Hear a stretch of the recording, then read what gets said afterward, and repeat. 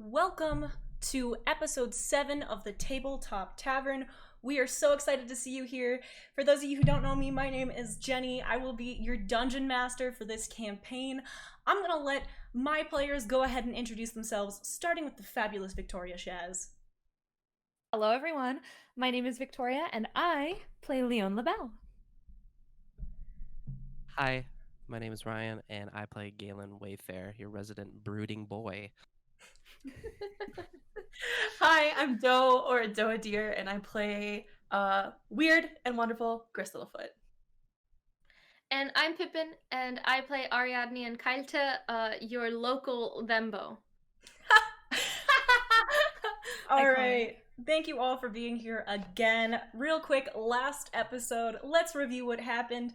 The party battled the Stone King, during the course of which Galen was gravely injured. They did manage to defeat him, and after defeating the Stone Golem, Leon LaBelle pocketed his obsidian crown, and she, Ari, and Gris hauled the unconscious Galen to the Wildflower Inn, seeking medical attention. The innkeeper proved to be a competent healer, fond of attractive wood elves, and of great use to the party in solving the riddle of the dreamer at the end of the world. While Galen slept, the party made a pact to head in the direction of the knives, and as the night wound down, Ari agreed to watch over the Triton as he slept, albeit grudgingly. The next morning, the party begins to awaken. The sun filters into the Wildflower's upper rooms, disrupting the slumber of their occupants. Gris awakens to find Leon already awake, rearranging the items in her bag in a thinly veiled show of impatience. And in the room across the hall, Ariadne opens one eye to watch as Galen sits with his head in his hands, the light streaming through the windows, in no way helping the throbbing pain in his head. Though he is now conscious, Ari, you can tell that the right side of his face is a purple and blue testament to the size and strength of the Stone King's palm. Leon looks to Gris, her hand's still in her bag, and just kind of looks over and is like, "Good morning, Gris." Good morning, Leon. Sleepyhead. You're up rather early, considering everything we've been through this past evening. I couldn't sleep very well last night. How do you think our buddy Galen is faring? I mean, he was sleeping well. Yeah, he was sleeping well. He was certainly sleeping well. I don't know how he's doing, honestly. I'm sure once we leave, we'll figure it out. Feeling prepared to tell him about our travel plans today? Yeah, telling is the right word. Yeah. I'm prepared to tell. There's no asking involved. I don't think asking works with Galen. It's kind of just do and then ask for forgiveness later. I don't even ask for forgiveness. I'm going to be honest, Gris. When have I asked for? And I certainly don't have the patience to do it today. I suppose you're right, Leon. I certainly do not. And then Gris starts packing up her own things and once again doing a quick little mental count of all the herbs and things in her satchel. So you are all kind of packing up in one room. Ari, Galen, how room. goes it in Thembo Himbo Central right now? In the other room, I've noticed him stirring and just go, "Hurts, doesn't it?" And just start to get to reach and grab my bag. Normally I'd be okay with this, but this feels a little disrespectful. I just throw my feet over the edge and just like, "Yeah, you could say that." Look, I know you don't really like me and all, but do you maybe, I know it's early, but do you want to grab a drink with me? Well, yes, always, especially after what you put us through. I will gladly have you pay for my drink, yes. Righto. Alright. You have all your stuff? Yeah, and I just start gathering it up. I go before we I don't know what he's doing, but as I'm getting up, I'm just go like, You should be prepared. Leon's on a mission. Oh, okay. When is she not? Oh, that's the question. I'll let her explain. Okay. And Galen stands up from his bed, just walks out the door because he doesn't really. He sleeps with everything on him, so Okay. he can just walk out. I just kind of wait for a sec and watch, and I'm just trying to determine how, like, if he's stumbling or not. It's like how injured he is. He's walking okay. But it's very obvious that he's still in pain. Fair. So do you two head downstairs? I think so. Yeah. All right. Leon, Gris, I figure you guys would have already been down there, but yeah. Are you already down there? Have you headed in that direction? I would imagine we would already be down there. Leon is waiting by the front door, like this, tapping her foot, All right. waiting impatiently. Gris, Leon is making a big show of impatience. You have sat down at a table and are being served a lovely breakfast by Lily. Perfect. Good morning, Lily. Thank you so much for the breakfast. I'm quite hungry after last night, even though I did eat quite a few bowls of that wonderful food that you made. I go, what? Hi, good morning. Two of your finest ales, please. Leon looks to Galen and is like, well, hello there. How are you today? Oh, good. Please give us this first. Please. Breakfast first. How about and Leon looks to Lily and is like, how about tea or something? It's like 7 a.m. Lily sort of looks between everyone and is like, well, he certainly shouldn't be drinking. Ariadne, maybe Agreed. I could offer you a tea with some whiskey in Yes. it? So she... Galen whispers to Lily, make that a double, please. Lily sort of pulls a face in Galen's general direction as if to communicate, I didn't spend all that time healing you for you to just make this worse. And leaves and returns carrying 4 mugs of tea, one of which she makes a big show of handing to Ari, blushing as she does so. I take it. Gris kind of turns to Galen and looks at that black eye and like immediately goes to like push on his face a little bit and just kind of tuts in his general direction. You're not looking so good, Galen, my friend. What gave it away? And she just kind of sighs and places her hand on his arm and uses cure wounds. Okay. Would you roll for that, please? Yeah.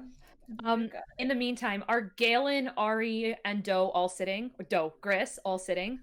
Yes. Yeah. Everyone is sitting Yes. except for Leon, who I think is still standing by the door impatiently. By the door. Leon has walked to the head of the table.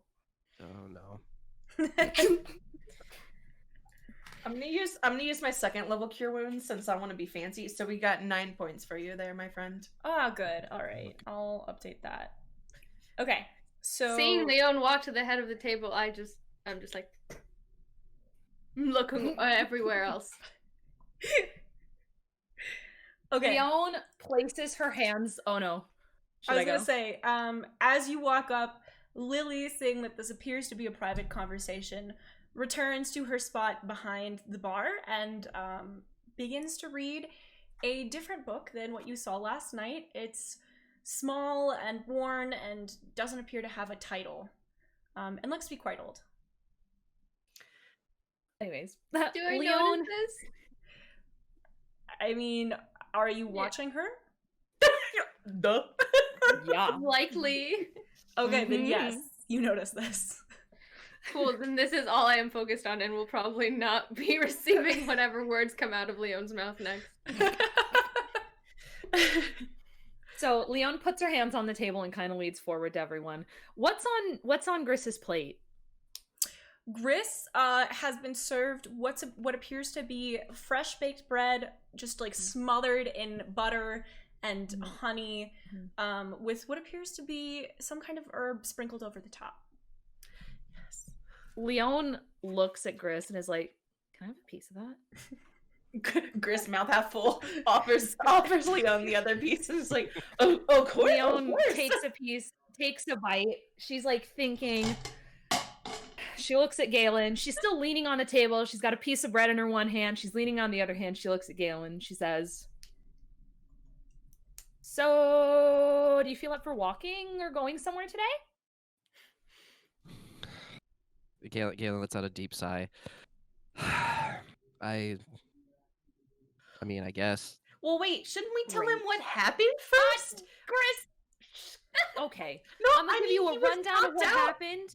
He's ready. I'm gonna give you a quick rundown, okay? I'm gonna give you a quick rundown of what occurred. No, I'm gonna tell you. Are you sure? It'll be much faster if I tell you, Galen. Don't worry. And in addition, I will then tell you what our next steps are. So, you Can I got roll a yeeted by persuasion the check to Stone hear it from King. Gris? Yes, you can You roll a got yeeted by persuasion the- check to roll it.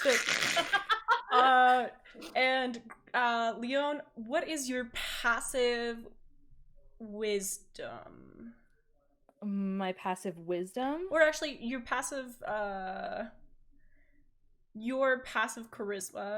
Let's say, what is your passive? Hang on. What is your passive perception? 12. But my charisma's +5. I shouldn't be able to be persuaded that easily. Charisma, you don't roll charisma against charisma. I'm so sorry. All right, so. Galen. I suppose. Oh shit. Okay. 4 plus 5. Great. Leon waves a hand in your general direction and continues on her monologue. So, you got yeeted by the Stone King, boom, on the ground. We were pretty worried about you, gotta say. But then he attacked us. Thank you for your help with that, by the way. Ari kicked some ass. I kicked some ass. Bonfire. Bliss cast Bonfire. Okay? Really cool. I'm not kidding either. Really happened. Bonfire lit up. Honestly, as a fire user, I was really proud of her. Okay? Leon looks to Gris and is like, I was so proud of you. I gotta say, I was so Gris proud just of you. beams. Galen leans over to Ari and says, "How many times do you think she's going to mention herself in this story?" Oh, at least a dozen, baby. So we start walking. Okay, we're walking. Ari's carrying you. I did it once. We all got to take turns except for Gris. So Ari was carrying you. We get here to the wildflower. Leon gets a little quieter. There was a lot of awkward flirting. There was no such thing. Gris nods eagerly. It was very cute. It was precious, but you would have, if you weren't already dying, you would have died witnessing it. You would have just died. Anyways, so Gris gestures wildly to Lily in the corner reading her book. I'm guessing we all kind of have the same breakfast. Yes. Can I take a piece of bread and throw it at her? And Leon, yes. Leon, can you roll an acrobatics saving throw, please? bet.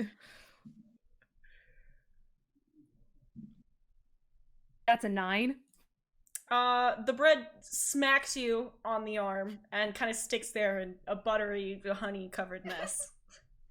Leon, like, picks it off and looks at Ari and goes, "Really?" And, like, gently places it on the table and is like, "Okay."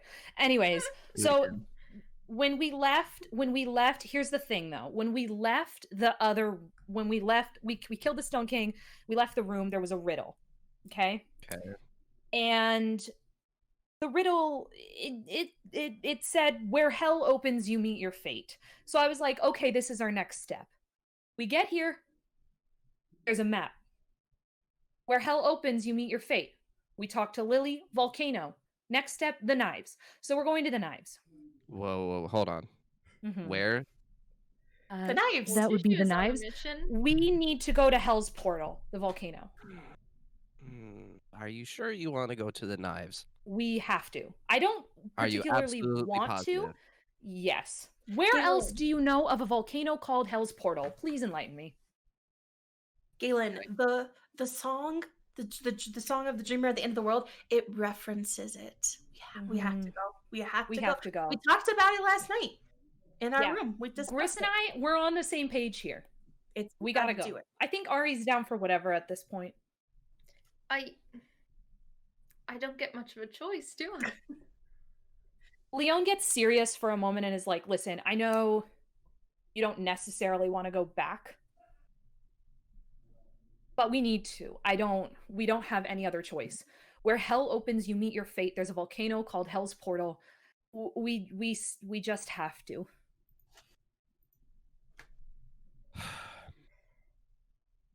Fine. Great. Oh, fine. He said fine. Wonderful. That was easier than you expected. You really must not feel great, huh? Yeah. No.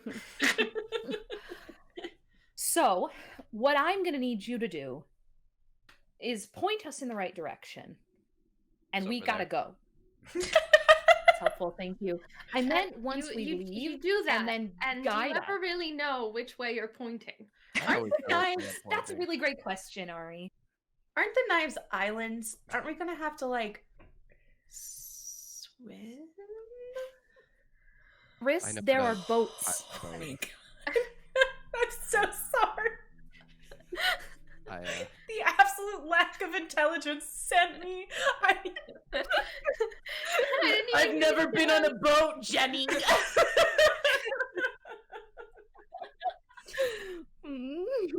Lily arrives and begins clearing your plates off the table as you're discussing with Galen your plan to head to the knives. Yes. And overhearing your conversation, she first sort of pulls any of the water skins that you've placed on the table and presumably takes them to go fill them. But also she stops with the water skins under one arm and carefully removes the map from the wall, which she rolls up and hands to Ariadne and says, Yes. I think you'll get more use out of this than I ever have. Hey, Lily. Oh, Right? Your name thank was you. Lily, miss? Yes. You wouldn't I happen to know glare how at to Galen. pilot a boat, would you?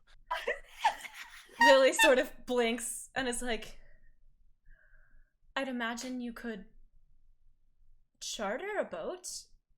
Well, that's No. not fun now, is it? That's what we'll do, Lily. Please ignore him. He's still a bit out of it. Yes. Yeah, She but- sort Leon of like cuts Lily, him and is like, Lily, I just like this look at her and say, "Oh, thank you. I'll make sure it finds its way back to you." She smiles and she says, I know you will. And then carries the water skins off.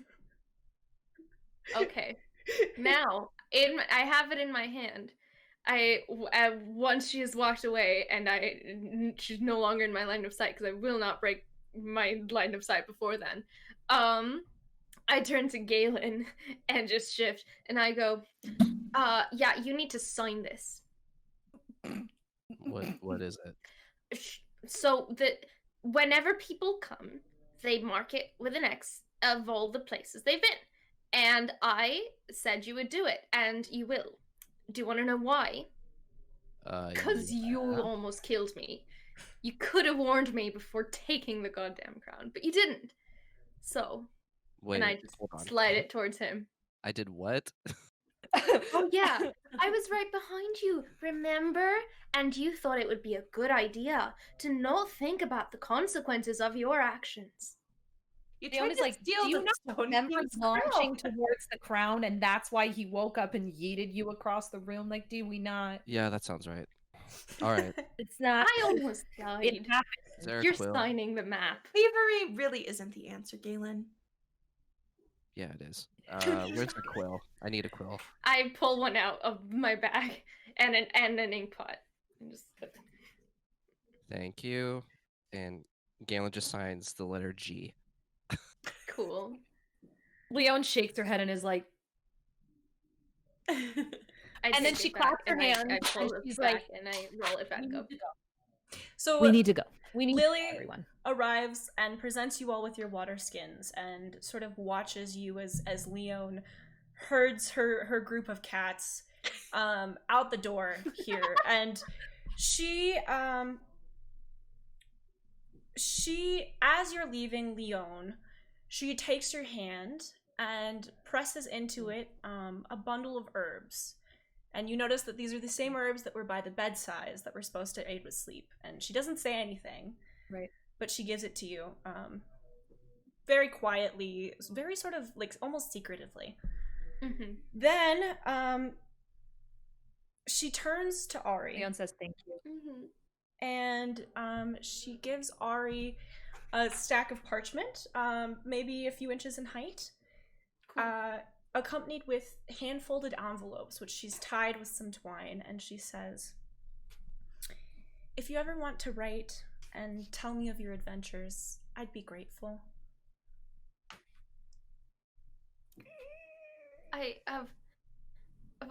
Of course, I will. So her little brother sort of takes his spot beside her and takes her hand, and the two of them watch you as Galen sort of leads you in a southerly direction. Oh, okay. Wait.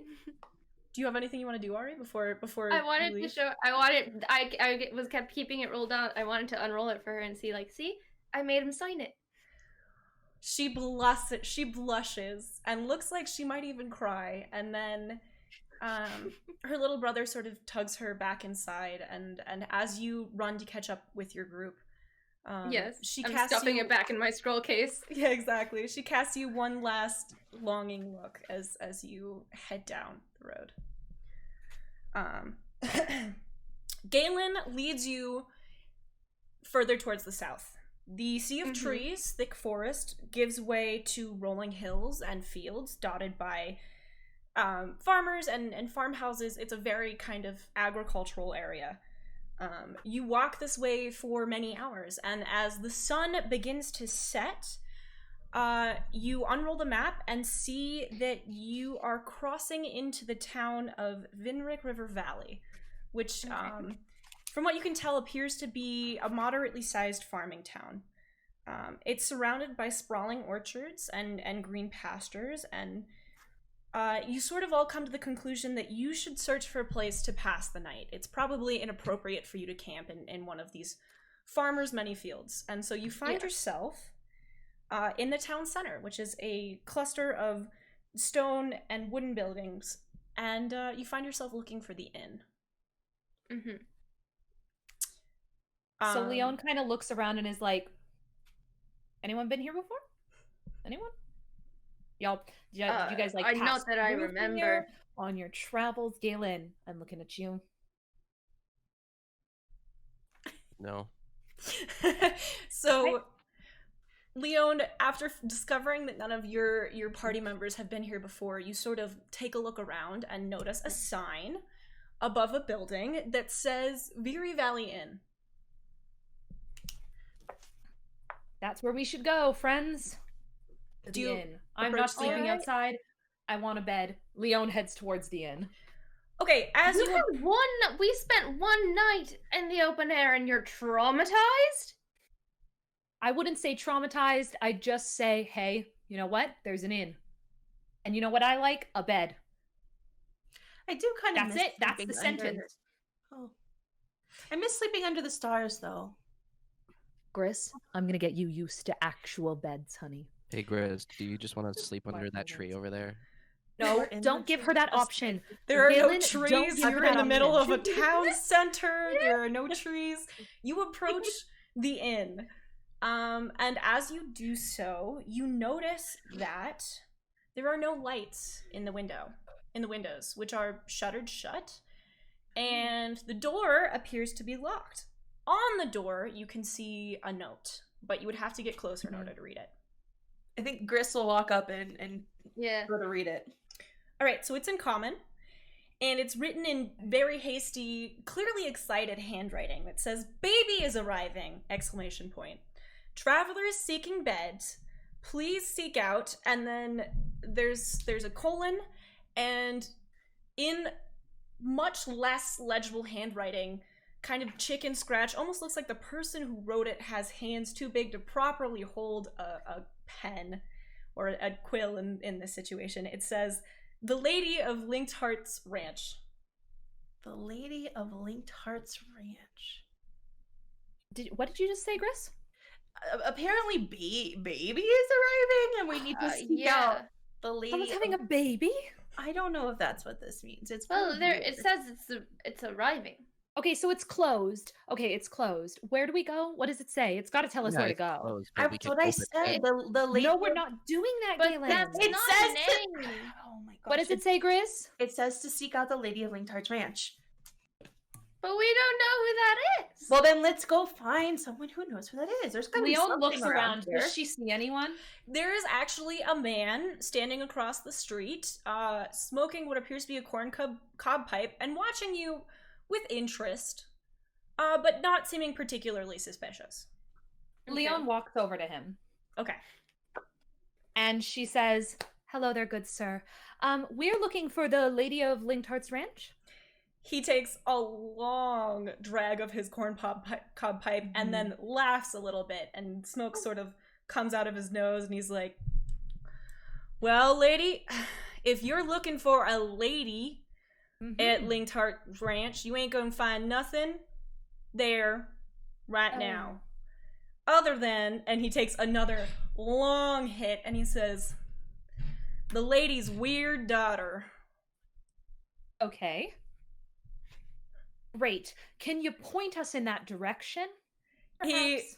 ashes the pipe very close to you, it like not very politely, and then sort of points in a direction, and he says, "You take that road there for about half a mile and you'll see it." I like him. Is his pipe flammable? It's a pipe, so maybe.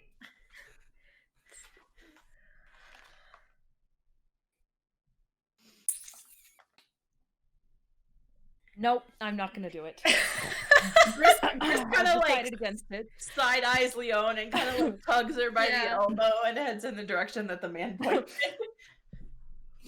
Do you all Leon follow? walks away without saying thank you, and she heads towards where he pointed out, Galen, mumbling like, to herself, "I looked should have him. set it on fire. Maybe I should Okay. have set his clothing on fire. Perhaps I should have cast a cantrip on him." He did help us That's- out, Leon. I know it was rude, but I wouldn't say help, Gris. he pointed us in the direction. That's all we needed. We're good. True. Also, that's arson. So They have a point. You wouldn't want to be a criminal like me, would you? Oh, no, no, no. Galen? Be careful. So you all sort of head in the direction he pointed. There's a road, as he said. It's actually well kept, and it runs sort of parallel to what you can tell as just large fields. As you head down the road, you see on your right, after a while, almost a sort of drive, another sort of smaller road, over which stands an archway that reads Linked Hearts Ranch. There are two hearts as its symbol, sort of interlocking with each other. Hey, I think we found it. Great insight, Galen. You're Well, I'm really just saying, killing it like today. that guy helped us, so you cannot be mad anymore. I think you can always be mad. It was the manner in which he acted. It's all about tone. It's all Meanwhile- about manners all with about you tone. nobles. And Galen storms off. Meanwhile, Gris is taking like a deep inhale and just enjoying being outside for a little bit longer, and the smell of the Yeah. farmland, like the smell of being outside, and she just kind of exhales and says, "What do you think is weird about the daughter?" Leon's like, "Let's find out." And she walks up to the door. Okay, so you approach the farmhouse.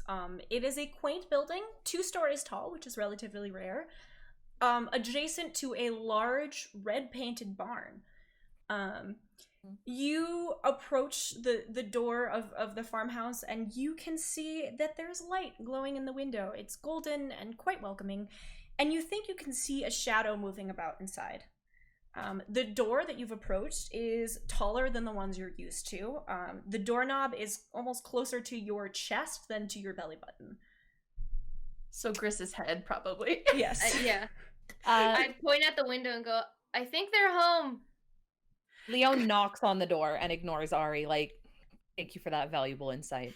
All right, so you knock on the door, and a young woman, perhaps in her mid-20s, opens the door, grinning at you with genuine hospitality. However, despite her appearance being overly kind, you are taken aback almost immediately with a sense of fright or even intimidation. She's tall, closer to 7 feet than 6 feet, with greenish skin and tusks emerging from her lower jaw.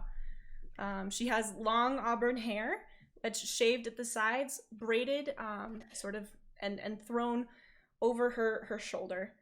And despite her unmistakable Orcish heritage, the closer you look, you notice that she has a gentle smile and a softness to her face that is unmistakably human. Leon puts her hand out because she's right at the front of the door and says, "Hi there, my name is Lady Leon Labelle. We were told to come to this ranch for housing, bedding, somewhere to sleep. What's your name? Are we in the right place?" Well, did y'all come from the inn? We did. Yeah, we read the Well, sign. it's a pleasure. It's a pleasure to meet y'all. My name's Maxilla. Y'all can definitely stay here. I know it's a little crazy at the inn right now. My mom's taking care of that. So, Love that. but we got plenty of space here. My family's out of town, so y'all can just Oh. crash at our farm tonight. Fantastic. That's wonderful. Thank you, Maxilla. Thank Can we go you. in? Absolutely. Come on in. I'll show you around. Leon steps in, following Maxilla. All right. I Oh, do you follow? Sorry. Gris I just said I follow, but I'm just like, Gris is shell-shocked. Has never seen anyone this tall. Is worried about being smashed like a bug, but also like recognizes Maxilla's like welcoming tone, and it's just like, hi. Can I notice Gris do that? And I just like hold out my hand. Gris gladly accepts her friend's hands and follows suit. Galen's kind of just like glued in place, like staring up at Maxilla, kind of having a panic attack because it reminds him of a Maxilla certain goes. bartender. Of a certain someone. So, as you walk in wait. behind... Okay, go for it. Maxilla sees that Galen has paused in the doorway, and she says, "Hey, y'all, don't be a stranger. Come on in. Let's go. I'll show you around." And I kind of do this motion at Galen. Galen like sheepishly kind of like, okay. Like, Gris like kind of glances in Galen's direction, like, everything okay, bud? Yeah. So, Leon is simply not paying attention. She's right behind Maxilla. Like, all right, show me around. Let's go. Hospitality, living for this. Oh, yes. So you cross the threshold, and you notice that the ceilings of this house are also very high. It's clearly built specifically for tall occupants, which, now that you've seen Maxilla, makes a lot more sense. To your left appears to be the kitchen and dining area. There is a round dining table, at which is seated a handsome orc man. He's leaning back in his chair with his large arms crossed over his chest, and his eyes narrowed as you approach. Something about him is familiar. His long hair is tied up, but it was definitely down the last time you saw him, and the dark circles beneath his eyes are considerably less pronounced. He also just seems happier. Perhaps he hasn't had to deal with anyone with particularly sticky fingers. His expression is flat as his eyes pass over the party, but he flicks an eyebrow up at the sight of Galen. Didn't I break Galen your turns face around and once? runs away. Leon sends message to Galen. You come back here right now, immediately. Don't you Galen dare. just shakes Nope, his head no. and says, nope. Is he nope. close enough Absolutely to me not. that I Come can on. just grab his arm with my other arm and pull him back? I'll sleep outside, thank you. And Absolutely not, Galen. Does Leon remember him? She bribed him. I mean, he did say that he broke Galen's face once, so she probably put the two and two together. So Leon does a double take and goes, "Are you the From back in. You're the bartender." The knock-me ass. And like who hit? Can I just say? Didn't say it at the time. It was well deserved. Oh, very. Probably not the greatest strategy. Please don't do it again. I beg of you. But much respect. He's concussed, if it makes you feel any better. Yeah, he might die if you hit him this time. He did get his ass beat by a giant stone giant, I Yeah. guess. Travis uncrosses his arms and makes a non-committal noise before standing up and heading into the kitchen. There's no division between the two rooms, but he doesn't seem to be the most sociable person on the planet. That's fair. Leon looks to Maxilla and says, "How do you know him?" Oh, well, that's kind of a long story, but it seems that y'all know him how I got to know him through the knock-kneed ass. See, I'm a little bit of an explorer myself, and I used to go on a couple of ventures, and I met Travis back then, and we kind of just hit it off. We're just trying it out right now, but he's real nice. I know he can be a little cold at first, but he's a real sweetheart underneath. Don't let it You two are together? Leon's like whispering, like, "You two are together?" It's new to me. I don't. Okay, that's fine. Travis sets down a few tankards of ale on the table, and he just looks at Leon and he goes, "Yes," and then goes back to the kitchen. Great. That's great. Leon's like, love that for you. Love that for you. How many tankards of ale are there? He set down 4. Okay. Leon doesn't take one. I do immediately. I have no clue what was happening with that interaction about the yes, are they or not. I just Are these like normal either, so. tankards or like particularly large tankards? What a good question, Gris. They are larger than your head. Gris just kind of like stares at the tankard closest to her and is like, does Leon notice this? Yeah. Notice that they're larger than Gris. I mean, you notice that they're very large. That Gris tankards. is like staring at them.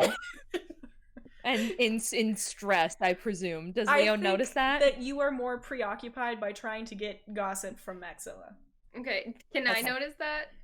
Since we're right there? Yes. Right.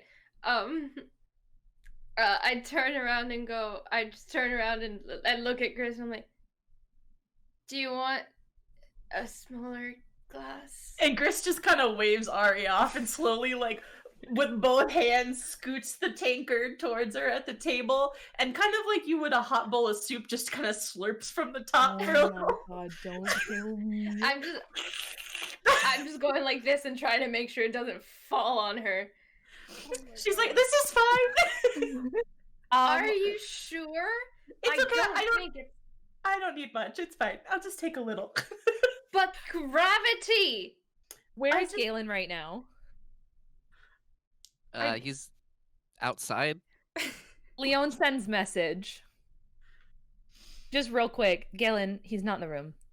Can you please come in here? We have things to discuss. Like actual things, like actual strategy. All right. He's not going to hit you. He's here with his girlfriend. She's saying this like... Can you just come in here, please? There's ale. You wanted alcohol earlier. We're getting you what you want. All right. Great. Thank you.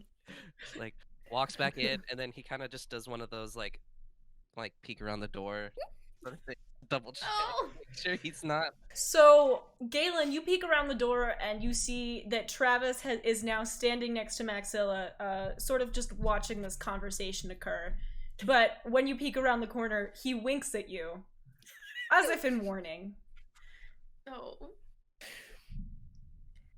I mean, it's fine as long as you don't try and rob him again. Listen, Ari, Leon looks... I almost died the first time. So So you'd think it'd be a good deterrent. Good lesson. I mean, I didn't know at the time that he would punch me in the face Deck and you? shoot me halfway across Yeah. the street, but it's fine. I Chris guess. looks up from the tankard and says, maybe you should apologize. That might help things. And then just kind of... That So- and Grace has a point. Maxilla, are you also just kind of observing this interaction, or? Well, I was gonna pat Travis on the back, thanking him for being hospitable to our new guests. I was gonna do that, and he did that, and I really appreciate it. Really helping this flow easier. Y'all seem to have some history. Travis looks at Maxilla and he's like, I swear I've changed. I believe you. I just can't believe, because last time Travis runs that in all by himself, so he really just has to take no nonsense. And if you caught him on a day where he hadn't slept in like 3 days and he was all alone, yeah, that's a recipe for disaster. And yeah, I'm I sorry y'all mean, got caught up in the crosshairs. It's of it. Oh, you do not have Even to if he apologize, was in Maxilla. tip-top shape, it's not on him to protect his wealth. It's on Galen to not steal it. I can't Ari's help got a myself. point. It's who I am, Ari. Well, you're as slippery as a greased pig, ain't you? You could say that. Why would you grease a pig? Well, you do it for a competition at a fair, and if you grease them, then you have to. There's a competition where you try to tackle him, and if you tackle him, you get to take him home. Oh, So But doesn't That's why greasing you make grease a it pig. harder? That's the exactly, point. that's why you grease them. Leon is like, is this what It's, people in small towns do?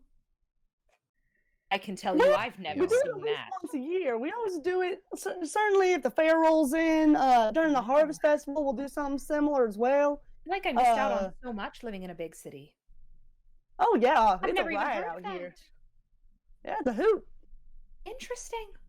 I'll have to actually A venture cult? out and do something like that at some point. Maybe not participate, but watch it. You know what I mean? A cultural gap in Leon LaBelle's life? Chris, Never. Believe it or not. You should definitely participate. I think it would be fun. Maybe we could grease Chris? Leon instead. Maybe we could grease you and have you run around, he says to Galen. Galen sort of Leon crosses looks his at arms Travis and goes, I like that Proudly. idea. Galen sort of proudly crosses his arms and looks at Travis just goes, I mean, So if you Leon looks slipped at Travis and fell into- says, who's running the inn?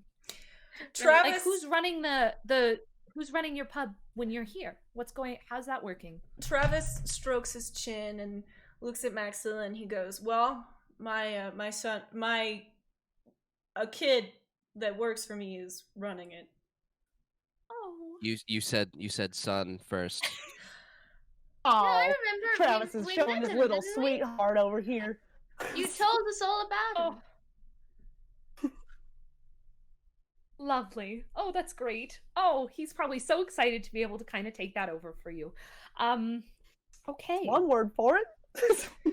Well, Oh. hopefully he won't burn it Is down it while not I'm the case? gone. At that point, Travis Oh. kind of goes back into the kitchen and reemerges holding a large pan full of what looks to be a whole roast chicken and an assortment of spring vegetables that have also been roasted. And he plops it down on the table and he looks at Maxilla and he says, "Forks? Four? Where are the forks?" Oh, I'll get those. I'll be right back. And then Maxilla goes and rummages through a sink and cleans all the forks and brings them back So, out. As an attempt to get onto Travis's good side, Galen looks up at Travis and goes, I'm particularly good with these, and he unsheaths 2 daggers and twirls them between his fingers and says, "Would you like me to carve this chicken?" Travis takes one of the daggers out of Galen's hands forcefully and carves the chicken with incredible skill before handing it back to him and says, Oh, I think I'm okay. good. I offered. All right, and he sheaths his daggers again. Chris is kind of just watching this all unfold and like hiding a little bit behind her giant tankard, and she at this point just kind of lets out like a bit of a loud laugh. Yeah. and kind of You turned tried. to Travis and said, "Did you make this or did Maxilla? It smells rather delightful." He actually It does. blushes. I'm with Chris. He blushes at this compliment and he says, "Oh, well, I made it. I'm glad you think it smells nice. Maxilla You seems to did a think I'm good decent job, cook." Travis. Smells divine. Galen's like really trying to be like, hey. Chris shakes her head at Galen and turns to Travis and says, "I do believe that your food at your tavern has been the best we've had on our journey so far.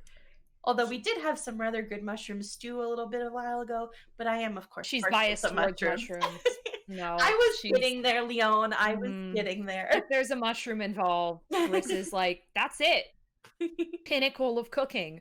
I would definitely say it was like the food at your tavern, and then just, well, I mean, there was good food at that one party that we went to where they Leon, tried to kill stop. me, but Leon, please. we're not going to talk about that one. Anyways, then tonight, it was all terrible. I got bread thrown at me this morning. Yes. Deservedly. And Leon looks at Ari and is like, Travis makes eye contact with Maxilla and he goes, well, did you hear that? They like my cooking. Yeah, I pat Travis on the back, and Maxilla says, see, he's being a little shy, but this is Travis's specialty. He cooks the best chicken ever, and having anybody praise it, well, that will just be a little key to his heart, ain't it? He's just blushing so hard, and he's like, mm-hmm.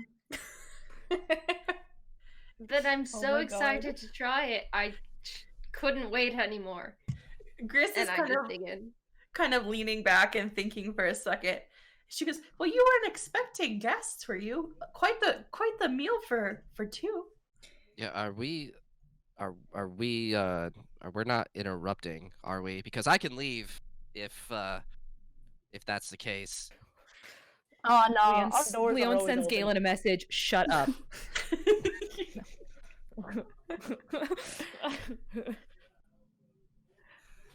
Don't be That's all she don't said. be coy. The Linked Heart Ranch, our doors are always open to guests, especially now with with the inn being closed. We want to have our doors open, so we've been cooking and that's planning. fair. So, But That is also, so I sweet of you, did Maxilla. make the chicken for her. Thank you for asking. Well, we appreciate the willingness to share, Travis. Really, we do. Honestly, we've been walking all day. I'm starving. I'm really quite hungry, actually. Yeah. He nods and crosses Is there his a plate? arms, and yeah. So he's also put a stack. Leon's of gonna start like gently grabbing food. 6 plates on the table. There's only, it looks to be 5 chairs around the table, which is odd because from what you can tell, the Osteoclasts are a large family. But when Right. you cast a look outside, you see that someone has dragged one of the kitchen chairs out onto the porch, presumably to enjoy the weather at some point. Well, who's standing right now? Because Leon already sat down. So, from what I can tell, at least 3 of you are seated. Yeah. I would assume Maxilla and Travis are still standing out of hospitality. I'm still standing because Galen's nervous to sit down. Seeing So that that means they're there's still 2 standing, I'm like, seats left? Yes. but What was Ari gonna say? I was just gonna say, seeing that they're still standing, I just go, well, it's your meal. You should sit down with us. Travis, with his arms Ignoring crossed, Galen. looks at Galen and kind of tips his chin back at him and he's like, sit down. Okay. And Galen sits down, and sits up straight. Food. And minds his manners. Yeah. Leon's like starting to eat. She's like doing the thing where she's like, "Oh my god, this is so good. Yeah. Oh my god." And Gris has Real grabbed food. herself Oh my god. a plate and has just kind of pulled the vegetables from around the chicken to her plate and is like happily munching on what I imagine are delightfully cooked veggies.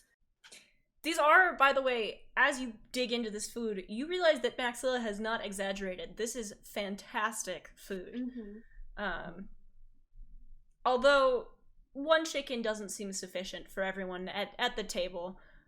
It doesn't seem to be a big deal. It seems that Travis is foregoing the meal, and Maxilla, ever the good host, is politely waiting for everyone to eat their fill before she digs in herself. As you eat, Leon only has one serving because it's like not proper for.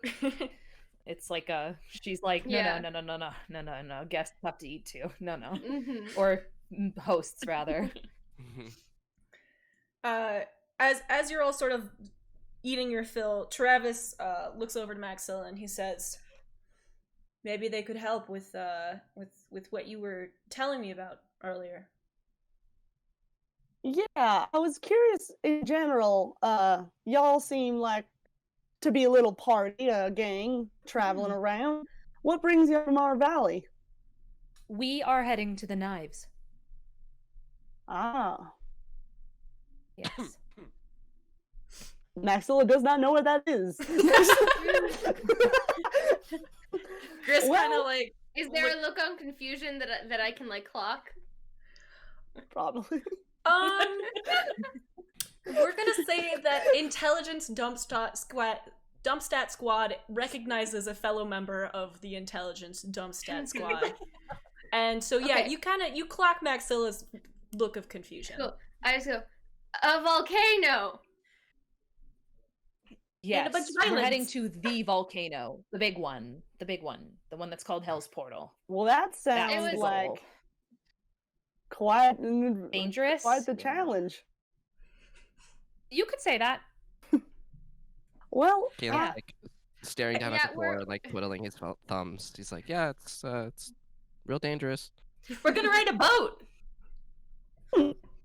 Leon says, "But what is Travis talking about? What do you need help with?" well, I don't want to intrude. I feel like y'all probably got your own problems going on, but well, we've been Oh, we having insist. a bit of a problem. We're a really quiet town. We've had some bandits in the past and some other stuff, disasters, but they all seem pretty straightforward. But we've had it seems that we've got a bit of a pest problem. At this, recently. Travis snorts and he says, "A bit of a pest problem. They've got a gigantic pest problem." And he starts clearing any empty plates off the table. Gris immediately kind of Leon speaks looks up. at Travis and says, "What do you mean?" He jabs his thumb to Maxilla as if he regrets interrupting her. There's something. It might be varmints. I'm not sure. But we've been finding some. We've had some livestock go missing, which you could equate just to a couple coyotes, but it's been more than usual. And we've just been finding like bones and some other innards that suggest that these cattle seem to be going missing. And Well, that's disturbing. not just wandering off. Yeah, it's been by the river mostly, and I want to get down there, and I've been trying to investigate a little bit, but I don't have my adventuring friends much, so it's just been me, and I can't fend too much. Gris, Did you say river? Yeah, the the Vinrick River passing through town. having thought that this was smaller pests, Gris had pulled out some herbs and stuff ready to like drop some herbal remedies, immediately kind of like shoves them back into her bag and kind of leans forward and says, "Whole cows? Whole animals missing?" Leon is like, whatever it is, I'm pretty sure Leon could like set fire to it. I could do that. I do fire now I'm too. good at that. I do that. Wow, I Travis- stab them, but they sound really big, and I don't know that I want to be that close to them. Travis sort of laughs. We're not going to listen to Ari on this one. at Ari's fear, and he's like, "Don't worry. Between the two of us," and he looks at Maxilla with pride and says, "You'll be fine." Leon looks to Maxilla and says, the least we can do for the hospitality that you're providing us currently and tonight, when you most certainly do not have to welcome us into your home, I'm certain that we could help you before we head towards our next destination in the Knives. I don't see any issue with that whatsoever, and I think my whole party would agree with me. And she looks at everyone and is like, agree. Chris Doesn't say I agree, already but she's looking at them like, I already had, and you just threw me under the wagon. Good. I was supporting you and your arsonist tendencies, but okay. Gris nods heavily and says, "What's an extra day to get rid of some pests for some new friends?" exactly. Well, aren't y'all sweet as pie? I really appreciate the help. It's really been a problem. It's starting to get to a big problem. Right. Oh yeah, anything to Yeah, we help, can absolutely help. Travis. Travis looks at you and goes, "You can stop brown nosing. I won't break your face again. Looks like somebody beat me there anyways." Do you promise? Hmm. Mm. Okay. All right. Okay, so I when just do we look want to look do again and this? look and say, "Oh, someone's afraid." Mm. Leon's Mm. like, what gave you that idea, Ari? It's like Should we living get for it. some rest and do it first thing in the morning? We have traveled quite a bit today. Yeah, that's fine by me. I know y'all been traveling quite a bit, and won't get worse. Hopefully. Are these like nocturnal type? That's what Yeah. I was going to ask, Ari. Great We question. do seem to be finding them at night. I'm not sure. We might be able to trace them in the morning. I'm not the best tracker. Typically we just kind of find just normal cow footprints and sheep prints. But Would you prefer for us to go out tonight so it's easier to track them? if y'all are up for it, I know if you're not too After tired, that maybe it chicken, would I'm be up good. for anything. I think we're all feeling pretty good after the chicken, if I'm being honest. Yep. And to me, it doesn't make sense if we run the risk of not finding the creature during the daytime, and we run a better chance of finding it now. I should like to actually be able to help you rather than having to wait a whole other day tomorrow. Travis clears his throat. Well, if we went tonight, I wouldn't have to stay and watch the farmhouse, and I'd prefer to come along if Sticky Fingers is going to be there. What is that supposed He will to be. mean? Also, I think I'd like you to come along. You're quite strong. It's valuable. Well, we've seen it in action. Yes, we have, Ari. Yes, we have. Travis Leon kind of clears stands and says, away the last of the plates and sort of looks at Maxilla for further instruction. Well, I mean, as soon as we clean these plates, we can head out. I need to go get my supplies, my weapons, and then we can head out if y'all are ready. Or you can go up to your rooms and drop off all the things you need. If you want to leave them here, we can lock the door, so there would be no problem. I don't Chris even know. Kind of grabs her satchel under her arms and I'm ready. Yeah. I think we're good. We don't really carry that much to begin with.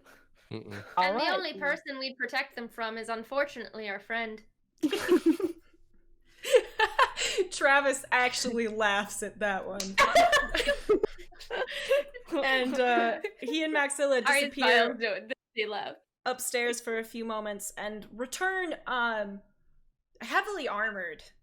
Travis has quite the arsenal of various large weapons strapped to his back, and Galen is even impressed by the amount of knives this man is carrying. Maxilla, meanwhile, The most noticeable feature for her is a large shield that's strapped over her back. Both of them, you realize, seem much more ready to face the kind of heavy-hitting monsters you've seen recently. Gris kind of like clutches her staff a little bit, kind of as like a safety net, and then kind of looks over to Maxilla and says, I'm wondering if we're kind of ill-equipped. Should we borrow anything? I've got a staff and a dagger and some darts. That's kind of it. I'm sorry, y'all. We don't really carry a lot of weaponry. We have some farm tools if you want to use those. I mean, Travis has what he brought, and I only got my warhammer. My mama gave that to me. It's kind of a family heirloom, but that's the only weapon we got in the house. Well, it looks sharp. I pull out my short sword and I go, I think I'm good. Gris kind of mumbles. I go like this, I have a fist, and I'm like,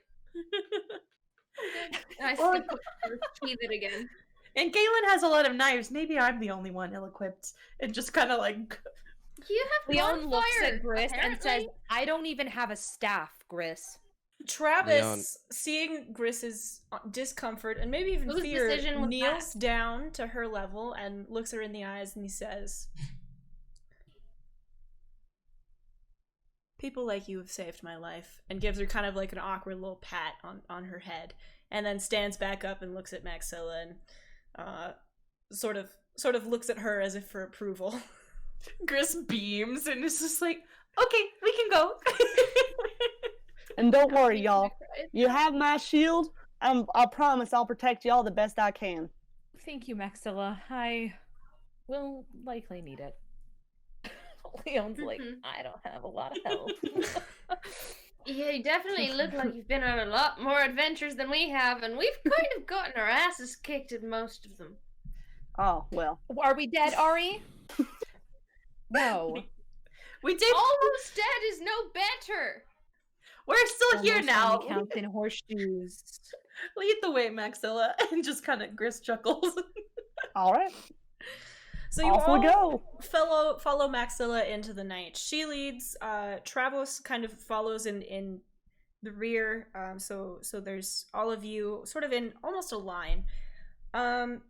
Maxilla leads you through the fields and sort of down very precise paths, as if she is very used to walking these fields and kind of anytime you get a little too close to a crop, she shoots you a little look as if, don't step on my plant babies, please. You head down to the river, which is lined by weeping willows, and behind them appear to be hills that sort of transform to almost cliffs. As you get closer to the river, you can see what Maxilla is talking about. There's almost a trail of bleached bones that glow silver in the moonlight, and just sort of odd, random pieces of entrails and weird stuff. It's inherently uncomfortable. But Maxilla and sort of stops by the river's edge and looks around, as if this is the furthest she's been able to follow the trail. Can I roll a Y'all, I guess perception this check? is where we Yeah, start. can we all? Sorry, Maxilla? Oh, I was just gonna say this is where I've gone. This is how far I found this trail. It kind of just ends up following this bank of the river. I'm not sure where else to go from here. Now, I would mean, you that's all a like to good roll plan. perception checks? Yeah. Yeah, I'd like to roll a Yes. perception check. Okay, everybody can roll one if you want. Okay. Mine's a 16 plus 2, 18. Mine's 6. I got 9 plus 4, 13, so in character. 16 plus 3, 19. All right, so Leon and Galen That's hard both to kind one-up of me. step forward. Leon, you, in an uncharacteristic move, actually find yourself sort of ankle deep in the river. And you can see on the other side of the bank more bones, but also what appear to be footprints. Galen, you see the same thing, and being sort of ankle deep in the river, you sort of jump forward and swim to the other side, popping up on the other side, and hastily drying yourself off as quickly as possible. How deep is this water? Deep enough to swim in, apparently. It's deep enough. You would have to swim to cross it. Or be very Are tall. there bridges around? There are no bridges. Okay, All Leon right. swims across the river as well. Maxilla notices someone being uncomfortable while going in the water, and she's like, "If you don't mind, you can kind of rest on my shoulders if you want to cross and not get too wet." I would love that, Maxilla. Thank you. Leon's on it. She's like, "Yep, that's great. Sounds good to me. Awesome. Love that for me." Do I need to roll She check? immediately as walks Leon over to started Maxilla. going, I just started swimming. I was like, I mean, if Leon's gonna do it. So I'm gonna need two things. First, Maxilla, can I get a strength check? Yeah. Ari, I'm going to need an acrobatics saving throw. Okay. Oh no. Wow, I wish Not I an like could- just acrobatics, I'm under sorry. deck? Athletics Yeah. saving throw. Athletics. It's gonna Athletics. be Oh, okay. under athletics. Okay. Give me a second. 4 + 3 is 7. Oh wait, I found it.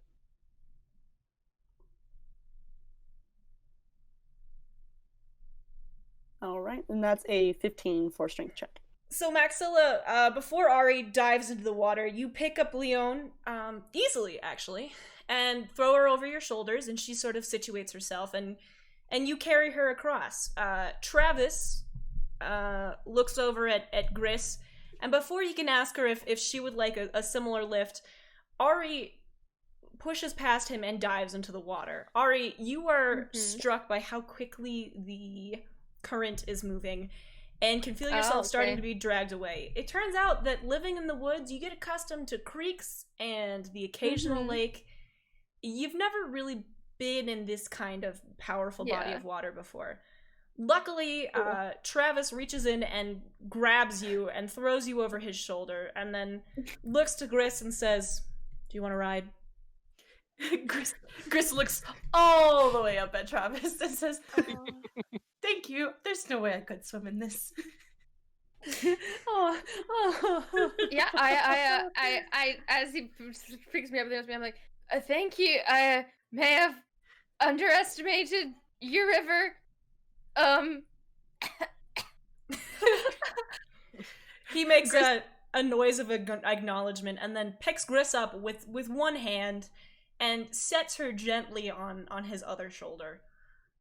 Gris kind of holds on and like trying to talk through like an awkward situation of being carried by someone is like, well, I guess I could have maybe used wild shape and turned into an animal, but I don't want to be a fish for like an hour, so this is a lot easier. Thanks, Travis. Oh my god, I love Gris so much. He carries Galen, them like, across the river and sets them next to Maxilla and Leon and Galen. And before really saying anything else, he looks to Galen, narrows his eyes at his mouth, and he goes, "I like those," about his now pointed teeth.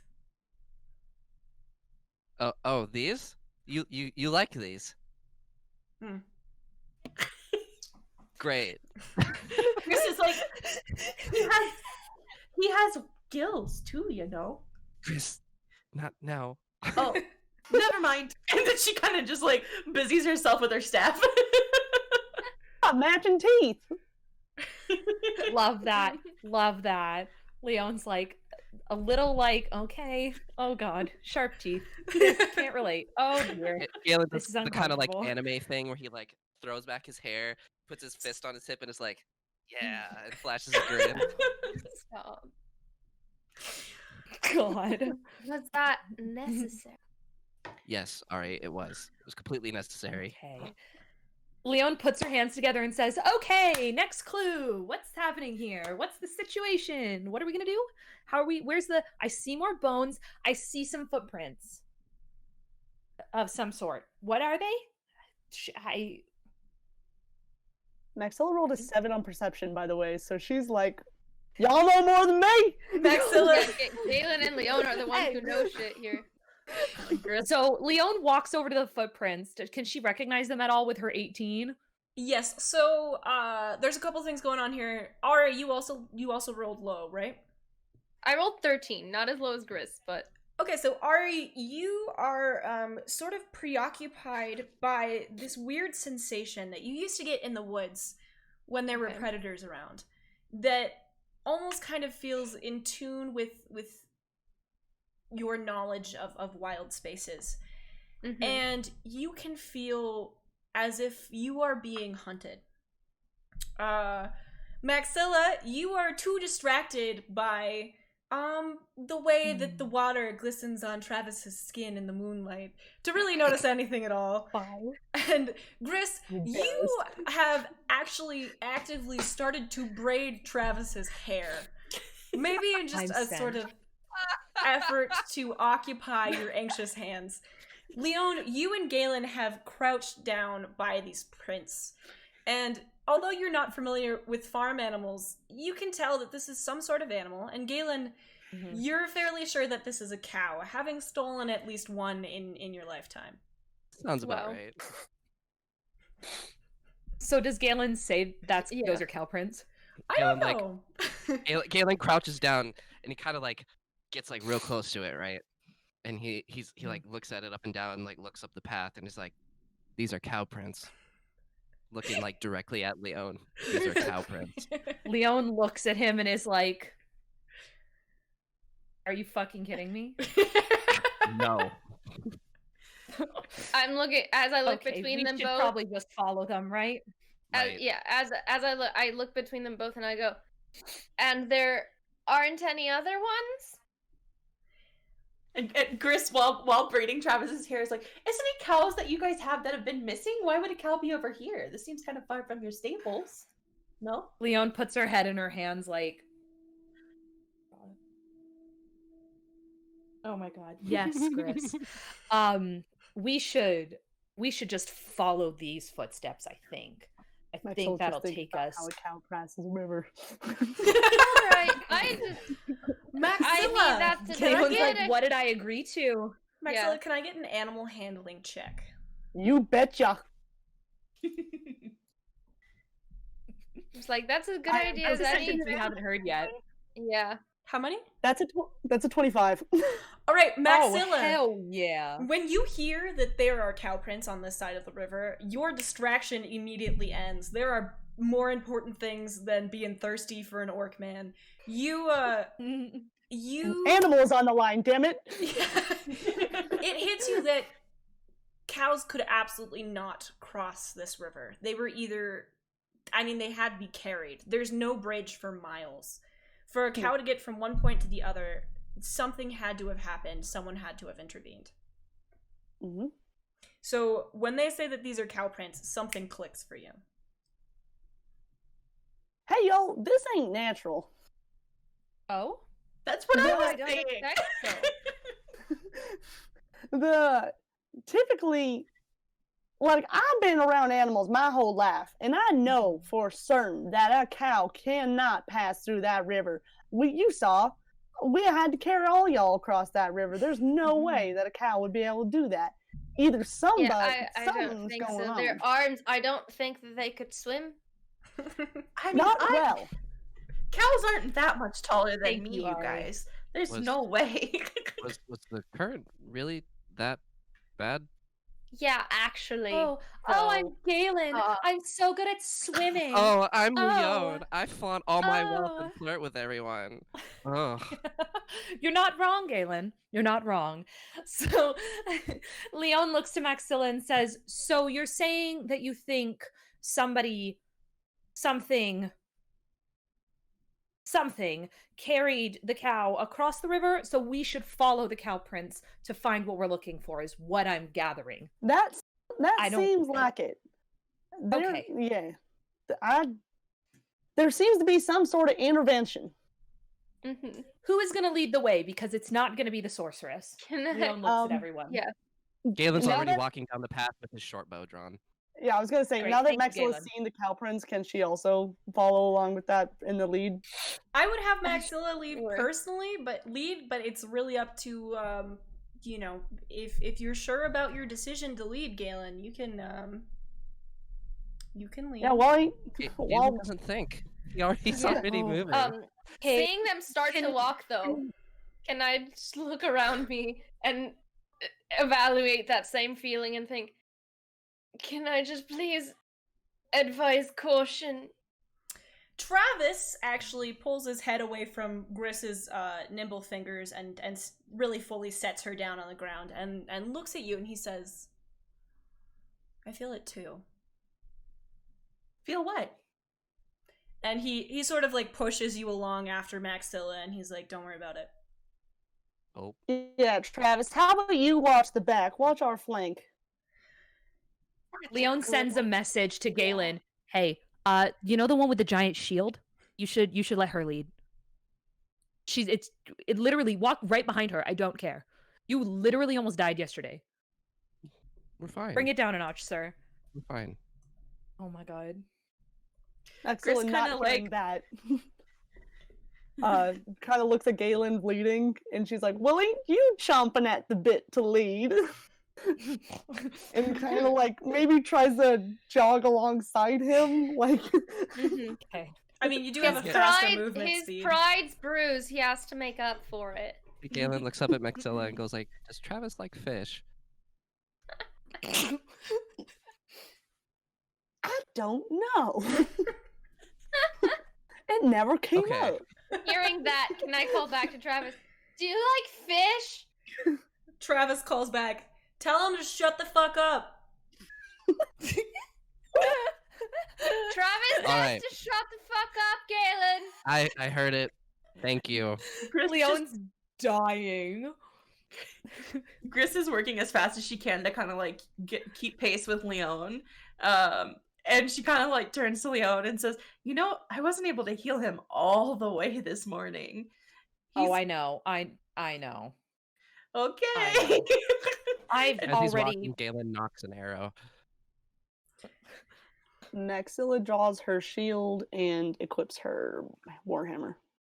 Yeah. Leon looks to Gris and I- says, I don't know, I can't do the cool equip thing that you can all do. Like maybe you want to pull out your staff. Gris just kind of like shakes her staff anxiously as like Rafiki would and just shrugs. So Leon kind of like shakes her hand in response, like, yep. Fine. Then seeing that, I draw mine and just step up or catch up to just step in front of her and go like, fine. I'm just like, I'm here for you. And your Travis special hands. Travis seems to think that this is all very dramatic, but sort of makes a half-hearted attempt to pull out his battle axe and then just sort of decides against it. And Maxilla, as you travel down the path, you suddenly notice that the footprints beneath your feet have very suddenly disappeared.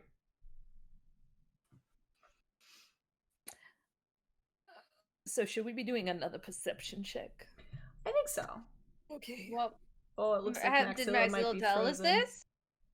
I don't know. Yeah. I think her internet connection might have cut out here. Okay. Give me a second. Just give it a sec. Oh, everything's screaming. It's all good. We can vamp. We Hello, can- everyone. I was never good at vamping. Just as a for the record, everyone. Tech problems for bingo.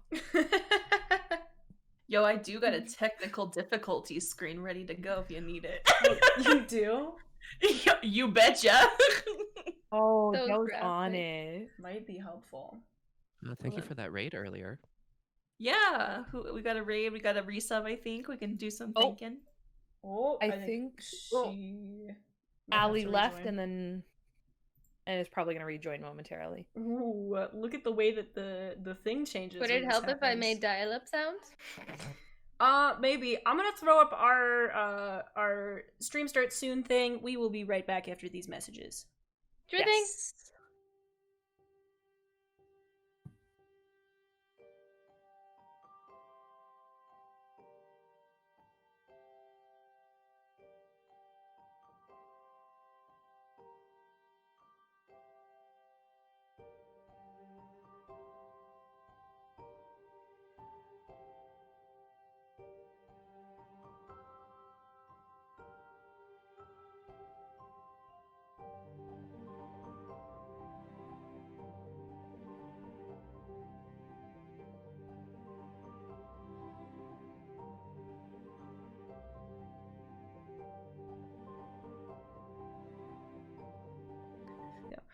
All right, we are back. Thank you so much for your patience.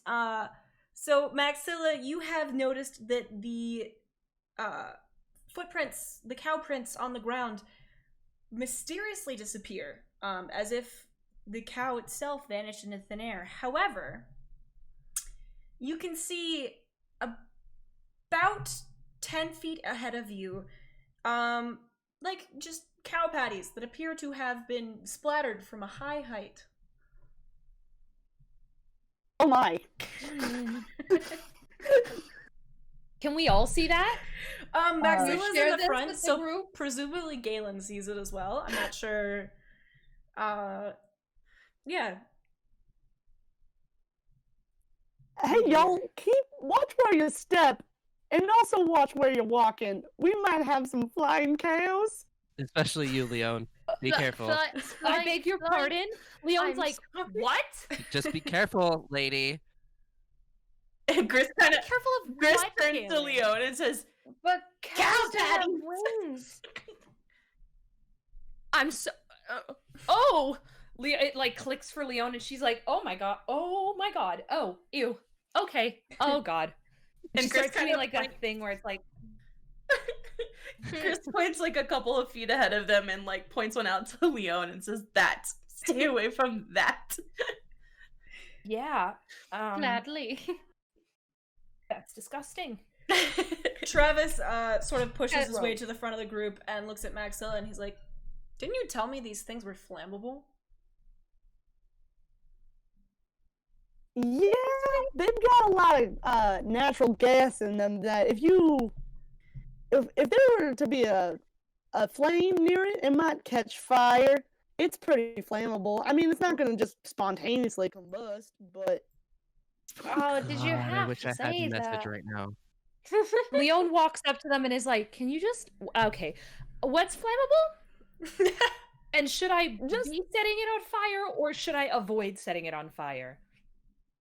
Has Galen heard this? What do you need Yes, from me here?" you're standing next to the group. Don't fucking set anything on fire, please. But do we want this to be set on No. fire? Maxilla. not currently. Okay. Well, you let me know when. Do I have to be worried about anything else in the vicinity, or is it just because, like, we haven't really talked about what everyone's like fighting styles, but I kind of like specialize in fire magic, so It's that's not like a the bit of a whole area concern. around a cow patty's going Okay, to good. catch fire. You just got to watch out for like Wonderful. the thing itself. Like it's a piece of wood. Just imagine that. But if you But wanted to Leon set it on could fire, potentially use and them throw as it- ammunition. yeah, if you wanted to set it on fire and throw it like a frisbee, Okay, That's but we an don't want to option. set fire to their land and destroy it. That's the thing that we're getting at here. We don't want to damage their property. I'm just trying to innovate. Anyways, do We we see need to start anything? thinking about other people's property. Touche. Travis Question on cackles at that. He seems to be very entertained by Ari and their general sense of humor, and he reaches down and gives them a fond pat on the head. my life is complete. Before turning Maxilla in, he says, "Maybe we should follow the..." Cow patty? Yeah, that seems something unnatural's happening with these cow patties. I think if we're trying to Yeah. find that source, it'd be wise to just follow that path. Has the feeling of the feeling of being hunted stayed about the same, increased at all? Oh, honey, it's gotten so much worse. Yeah. So, remembering Travis said he felt it too, and I just look at him and I'm like, "Are you not concerned?" He sort of shrugs and he says, "Kid, I'm 300 pounds and 7 feet tall." Okay, well, but still. Leon looks at them and is like, "What are we concerned about?" I think Travis knows how big he is. No, I'm talking about what Ari said. I'm sure we can handle whatever's out here. Don't worry. What are we It's concerned about? fine. If Travis says it's fine, it's fine. Yeah, it's fine. Ari, what are you concerned about? Well, these things were chasing. They seem to be big, and there are Okay. cows, and there's Uh-huh. something watching us, and I'm just Ari? apprehensive. Ari, have you considered full sentences? No. Okay, it's fine. We should move along.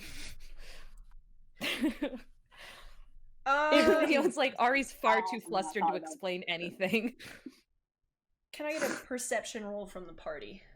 Everyone. Yes. Passive perception or just God. perception in general? Perception in general. Okay. 8 plus 4, 12. 19. That's a 12 plus 2, 14. And Maxilla? 5? All right. right. Maxilla, hang on, let me roll for what's his face here.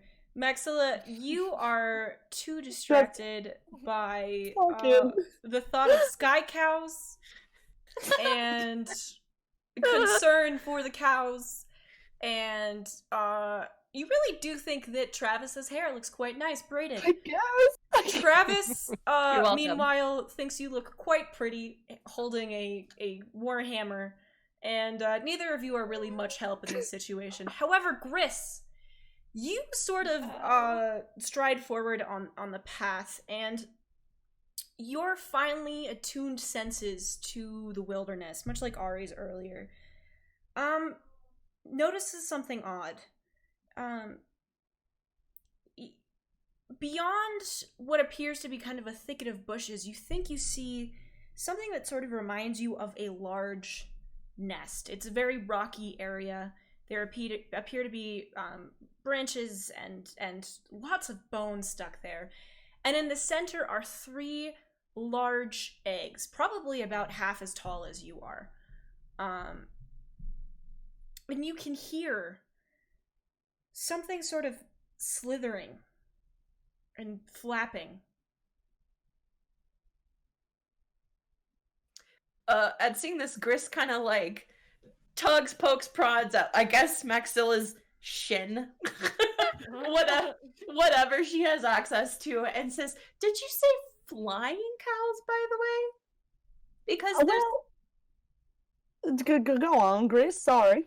there's a nest kind of over through that thicket over there, and I'm hearing something that sounds not quite bird-like, not bird-like, maybe kind of slimy-like, slithery-like. And I think we Leon should does a pick it up. double take and is like, what? It's a nest, I think. But Oh, God. I'm a little small, and I think Maxilla or Travis and me go take a peek first. But snakes also don't have wings. I didn't say it was Flying a snake. I just said it slithered. Flying snakes. You gotta watch out for Oh. those. Those were a thing? I don't know. You're Not the animal. very I've seen. Can Gris roll an animal handling check Yeah. to see if she like recognizes it? She did grow Go up for on it. on a farm as well. Uh, 14. It's not a farm animal, that's for sure. Okay. Yeah, I also did that just because I felt dumb saying flying snakes. I got a 22 for animal handling. It's also not a farm animal, I guess. Okay, it's not a farm animal. Your ma used to tell you stories Okay. as a child about creatures that lived in the mountains, and whatever this is bad news. All hail. Oh, hell, what, Maxilla? Hell. I just had a memory of my mom talking about Uh-huh. something that's Mhm. bad news from the mountains. Oh, This sounds great. Awesome. like So we should check it out, but maybe me and Trav should go first and proceed with caution. That's a great idea. Leon's like, Okay. All right, so Travis and Maxilla sort of approach this nest, with the rest of the party sort of following a few feet behind. As Yeah. they get closer, something does in fact slither out from behind a rock. The scales on its back glinting in the light. It unfolds a set of leathery wings and Oh. lets out this piercing shriek that sends shivers down your spine. All except for one member of the party. To you, you hear, Leon. Why have you come? No. She speaks parcel tongue. No, honey, she speaks No, dragon, but good job. She speaks Oh, it's draconic. Crossover of What the is it? century Tell right me now. what a flying it's a snake dragon, is, not friends. a snake. Can Leon speak back to it? I speak draconic, so I can speak back to it. Yeah, you can. Leon says in draconic, she says, "You have been stealing livestock from our friends, and we're here to investigate."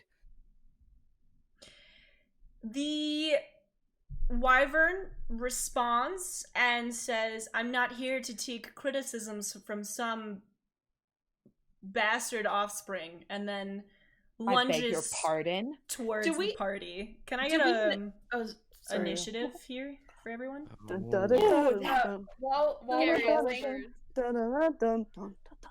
do we Nat 1. 1 plus 3, Oh, 4. Oh no. do we Initiative, catch you said? that? Yeah. Yeah. Do we Do you- catch that Leon is talking to this beast? You Like, heard do we- Leon make some very strange mouth noises, and the dragon responded with similarly weird mouth noises. So Mhm. Gris kind of heard these weird mouth noises from Leon when she slept in the inn previously. No, Uh, different. no? Completely Okay. different. Wow. Okay. I rolled a Mine was 17. a 16. Okay, 12. so Maxwell's was a 10. Galen. Oh, Wait, it was Galen who rolled a. Who was next? Sorry, go one at a time, please. 17. Okay. I was 16. Okay. Gris was 12. Okay. Ari, you got a 4. 4, but it was a nat 1, so just whatever you want. Yeah, and mine was a 10. Alright, now Travis needs to roll. Travis, roll for initiative, buddy. Travis got a 2. And let's have my boy the wyvern roll here. His dexterity is alright, so he got a 10. Which puts them gonna do right after Gris, I believe. Okay. So before the battle starts, Leon looks to the party and she's like, "It's gonna fight us, y'all. I tried to talk it down. You can It's gonna understand it? It's draconic." Cool, great. And Galen is like pulling back the arrow that he had knocked from earlier and is ready to shoot. Unsheathing a sword.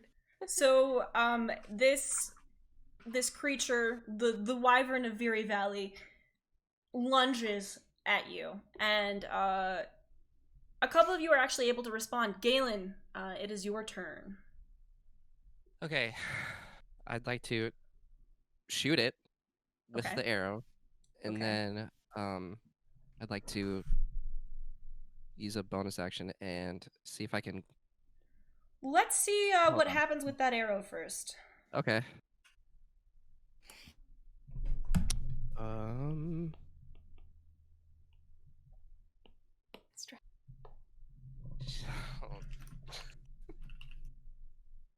I rolled a 3. All right, so your arrow misses, Okay. and I'd the like to- beast roars. Oh, good. Great. Leon, what did he say? Was it comprehensible? It was basically just a swear word. It was an expletive, Galen. Great. I'd like to dodge out of the way, I guess. All right, so you lunge to the side and move about 5 feet further from the wyvern, which is about 10 feet from the party right now. All of you are currently sort of in a clump, Mm-hmm. all within 10 feet of Maxella. Okay. What's my reach, Jenny? Is it 10? Your reach is you are a I mean, I large could- character, I so wish I I believe could it's check 10 it. feet. Everyone else is 5, yours is 10. Mm-hmm. Dope. I call out to Galen. I'm like, hey, y'all, don't wander off too far. Don't go where I can't protect you, please. Got it. And he throws up a thumbs up. All right, next is going to be Leon. Oh god, okay. Oh god, okay. Let's start tonight off with a little magic missile. Leon's gonna cast magic missile. All right, go for it. So I just need to roll a d20 for that, correct? Yes, ma'am. Yes. Well, that's a 9. So, oh wait, no, I have to add my spell attack to it, don't I? To see if it hits? Yeah. It should tell you. I thought magic missile hit on Attack. No.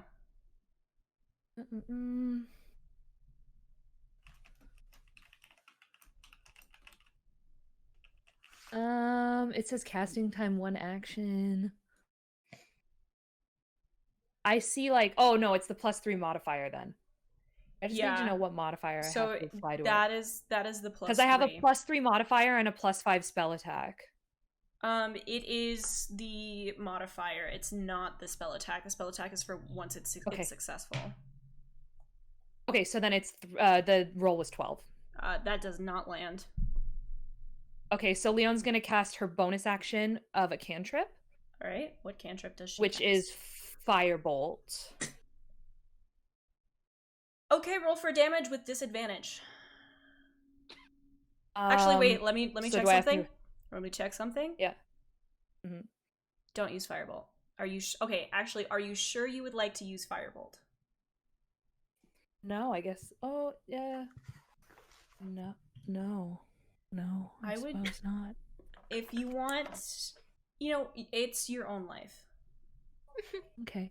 Maybe I'll try poison spray. Let's try poison spray. You can do poison spray. Can you roll for damage? Let's try poison spray. Yes, I can do that. That's 8. All right, so you do 8 damage. Yes. This poor wyvern's hanging out at 167 health. Oh, good. So much awesome. Damage. All right. Yeah, really made a dent there. All right. Next is going to be Gris. Whew, all right. Little Gris.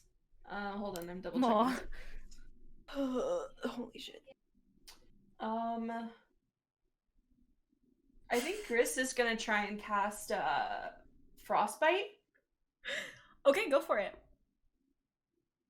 We roll. Let's see what happens.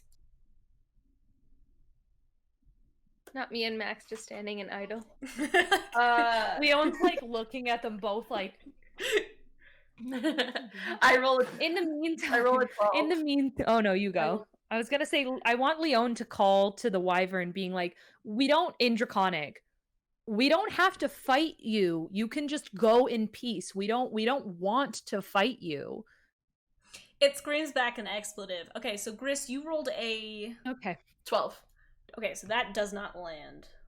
So then I am gonna, I guess, kind of move closer to Maxilla, I would imagine, for protection, and then I'm also going to go ahead and cast my bonus action, which is Chalet, on my staff. All right, awesome.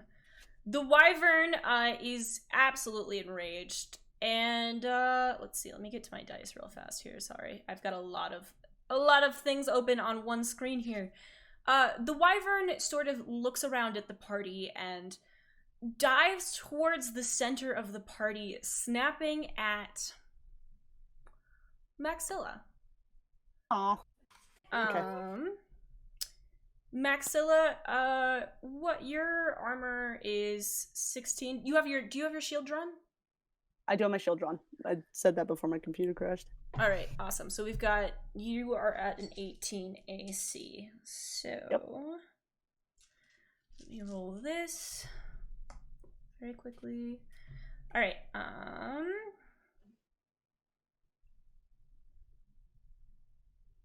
Jesus. All right. That's a 20. Maxilla, it snaps at you, and dope. sort of brings out its claws as it does so and slashes you. You take 13 damage. No, wait, hang on. It rolled only 1d8. Okay, hang on. Oh my god. What does a d8 look like? Not to sound ignorant, but Looks like A two- double pyramid. I figured it out. I figured it couldn't out. tell you. I use D&D Beyond.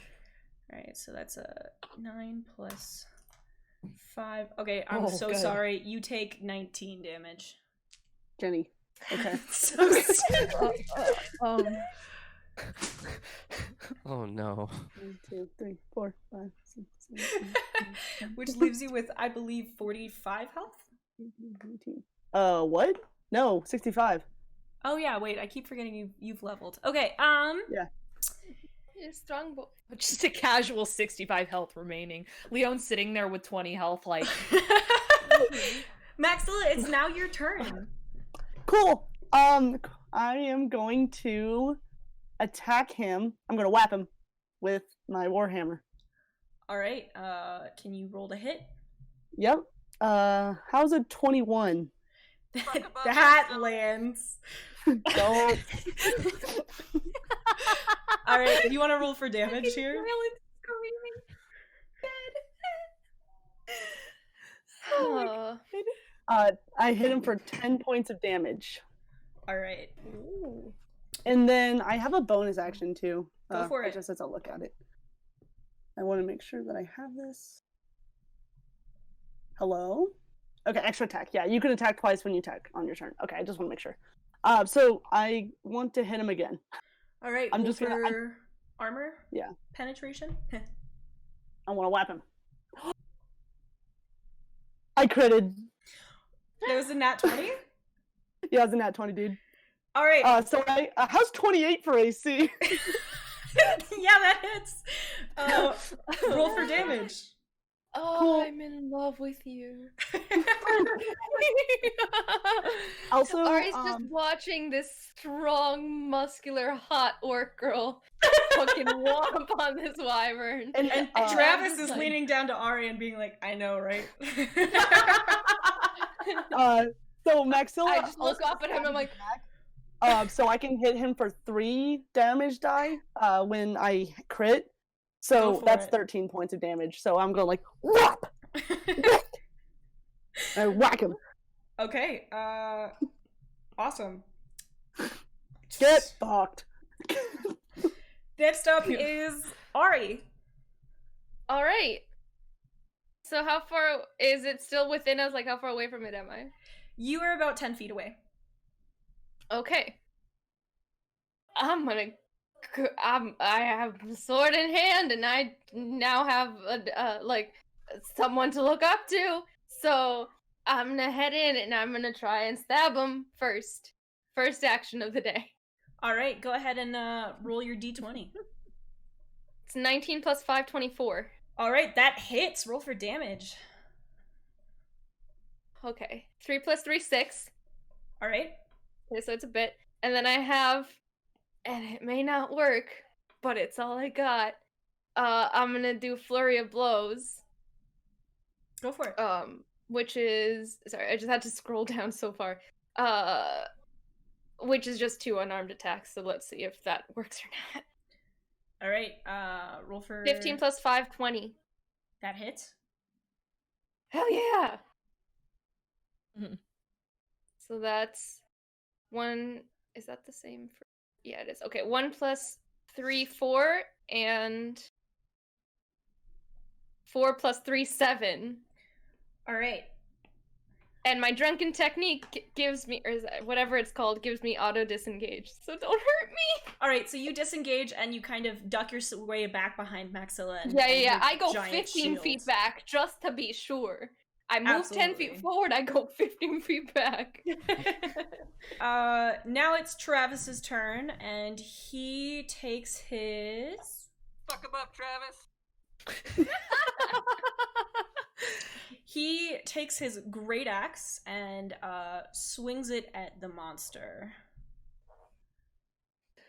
All right, he rolls a 22, so it hits. Let's roll for damage. Oh my god. Gris Okay, just so- kind of like glares at Galen, like, what are you doing? He's motivating. So okay, wow. So he does 9, but he also does a frenzy attack, so he's able to do a second attack here.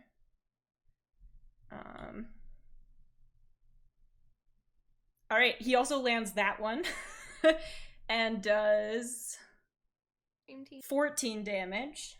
Oh my god. Before he too sort of ducks back behind Maxilla's shield. Don't worry, my man. friends. I will be your shield. Smart man. Next it is, I believe, Galen's turn. Tis. Okay. Oh, tis. Ah.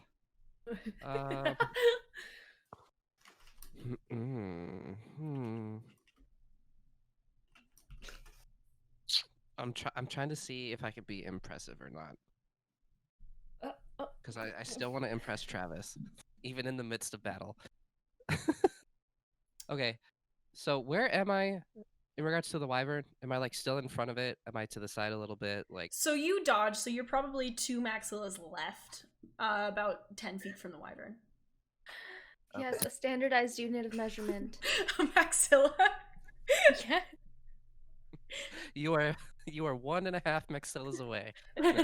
That's a little bit more accurate because she's like 6'8", so technically, if you were 10 feet away, it'd be a little smaller than 2 Maxillas. It's like almost exactly 1.5 Travis's. Mm. There you go. Okay. Okay, I have spells. What are my spells? Not useful. Okay. Okay. I'm gonna charge this thing with my daggers and try and see if I can mount it. I mean, it worked for me, and I didn't have daggers. You're going to try to mount the wyvern? I want to see if I can like stab him and like pull myself up and like Oh. get on top of the wyvern's neck. Now is not the time to yeehaw, Galen. Galen, you are Terrible idea. concussed. Okay, so Random that's... cowboy.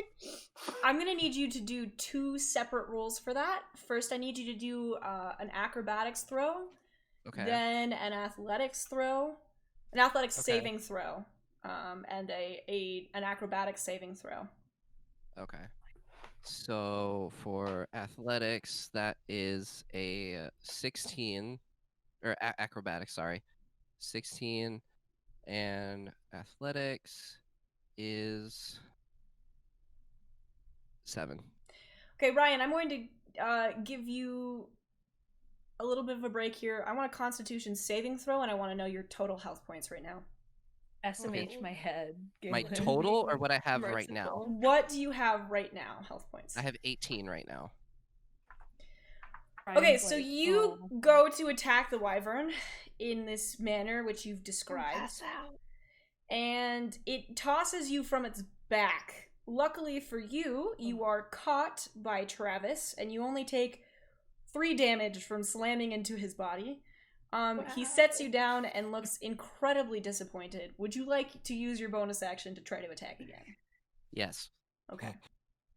Oh my god. But I think this time I just want to like shoot an arrow. That's probably for the best. You are Yeah. about 10 feet away, so you would have to do that with disadvantage, but you do still have 20 feet of movement if you want to move backwards. I would like to move backwards, yes. Okay, so you move 10 feet backwards, giving you 20 feet, so you can now roll that d20. God, my dice are so hard to read. I'm just gonna use D&D.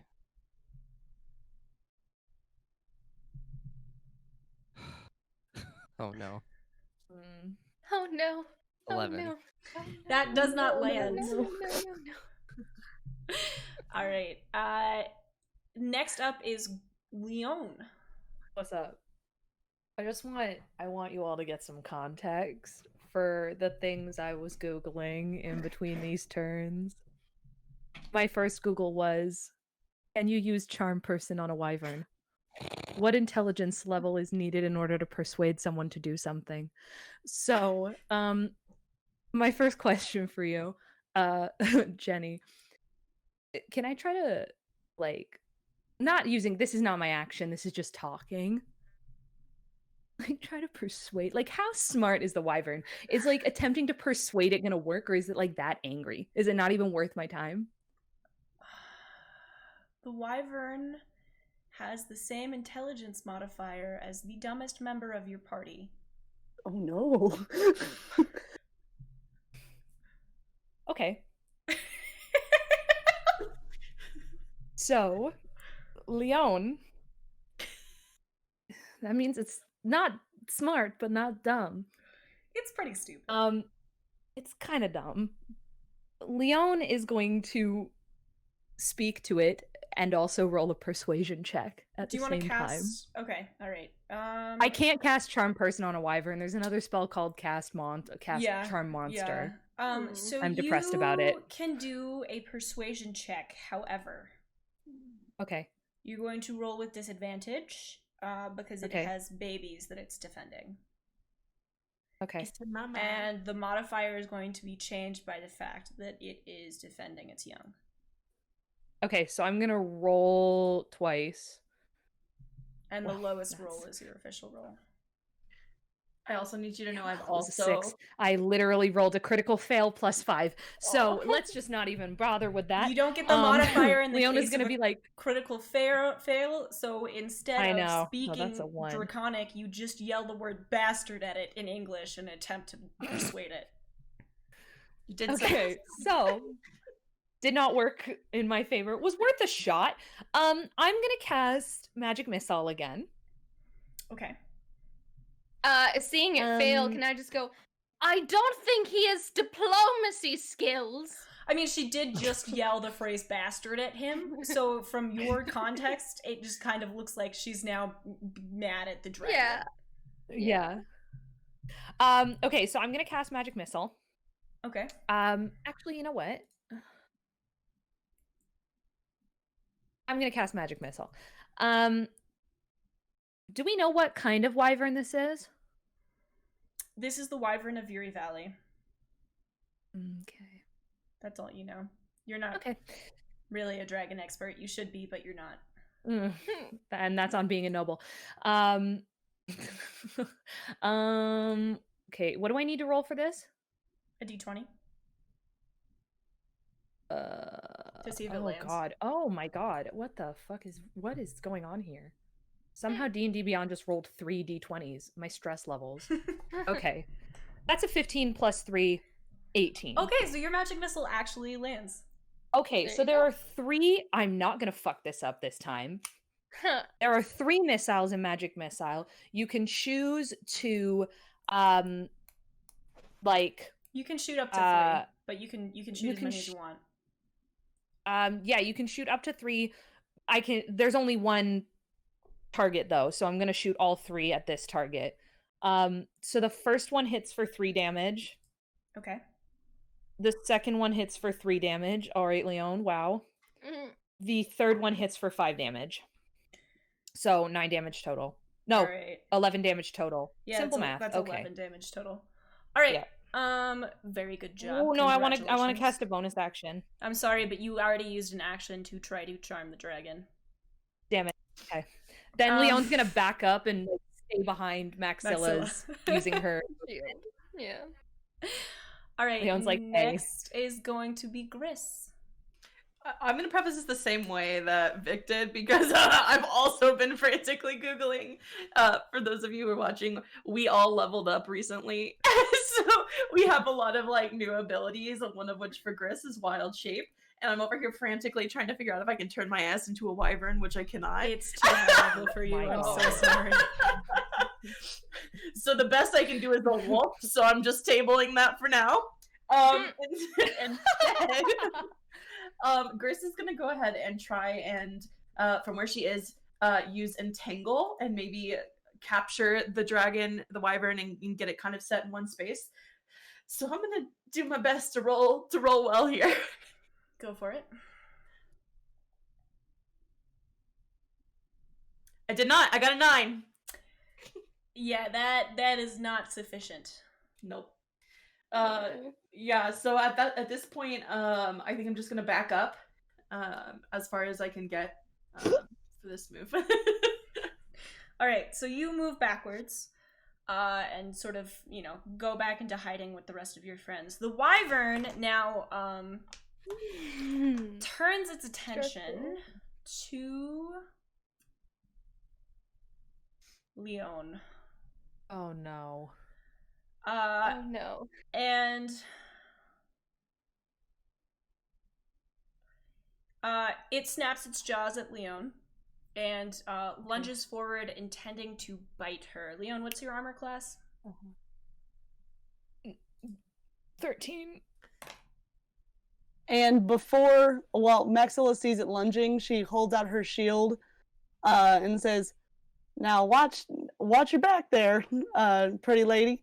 And she puts disadvantage on the attack of the wyvern.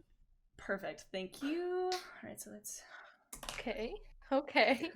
Jenny's like, All that right. would have killed Leon. So. That's a 16, though, even with disadvantage. So Okay, it good. lands Awesome. and does 11 damage. Awesome. Okay. Whew. Leon is hurting. The monster then turns its attention to Travis. And you can see that on the back of this dragon is a stinger, almost akin to what a scorpion has. Oh god. Okay, and he goes to stab Travis. Maxilla, would you like to have a reaction here? Maxilla puts out her shield once again, and she's like, "Now don't you even think about it." And she puts it in front of Travis too. Okay, let's see. Disadvantage. All right, so this is it rolls to attack Travis. That's actually. So Maxilla, the stinger, instead of colliding with Travis, collides with the shield, and sort of the wyvern scuttles back a little bit. Shut down. Travis thinks that was a very sexy thing you just did. I've got fan art of it later. You know I am. Maxilla, go ahead and do what you want to this monster. Yeah, Maxilla absolutely is like, "No way, you're not touching nobody." And so she does the same thing, and she's gonna whack him. She's gonna whack him with a warhammer. All right, go for it. Sounds good. Okay, warhammer. Let's go. 22. That lands. Dope. Roll for damage. And that's going to be 10 points of damage. Jesus. All right. And the bonus. I'm gonna do my extra attack. So I'm gonna hit him again. I'm gonna whack him. All right. That's a 14. Ooh, you go to whack him, and this time you get thrown a little off balance and sort of spend your bonus action righting yourself.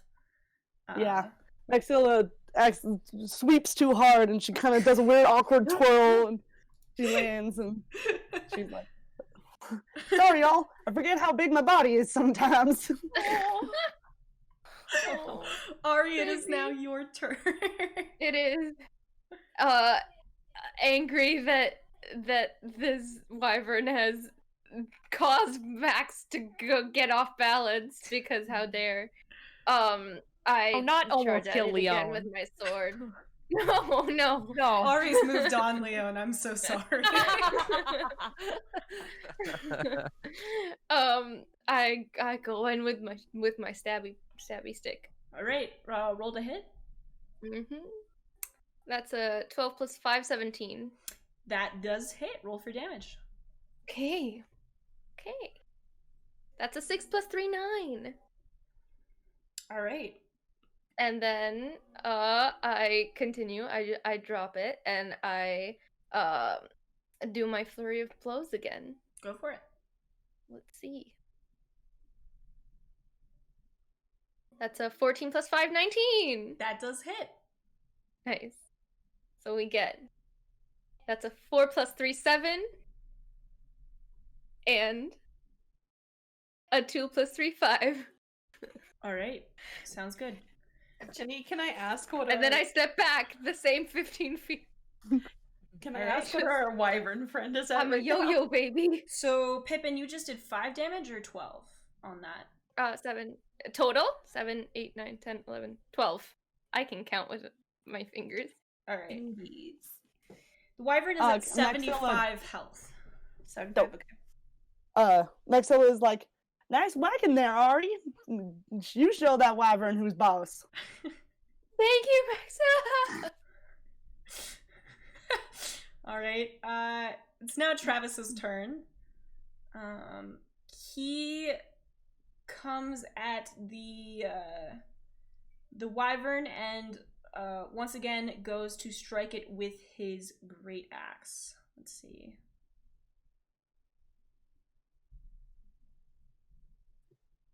All right, that's a 25, so that lands. I mean, it uses his strength modifier, so that makes sense. So he is going to roll for damage. Jesus. Okay, so he does 13 damage. And then he is going to...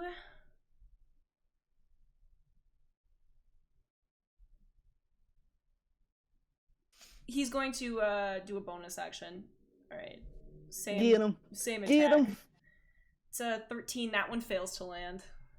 He too is thrown off by his size, but more he swung his axe too hard and just sort of went around in a circle. The momentum. Yeah. Gotta Work watch out for that against him. momentum. Gotta watch out for that angular momentum. Next is Galen's turn. How big are the wings on this wyvern? I don't 6 feet each, 12 feet across. concern. Okay. I was gonna see if I could use gust of wind, but I don't think it's worth it if it's got a 12-foot wingspan. What are you gonna do? Make it fly? No, we don't want that. Well, it's a very Keep strong it on gust the of wind. ground. It's also a very strong dragon. Do I have anything in my equipment? I haven't been checking that. One of 500 daggers. I only have 2. Thank you. This one, or this one, or this one. This Or this one. Yeah.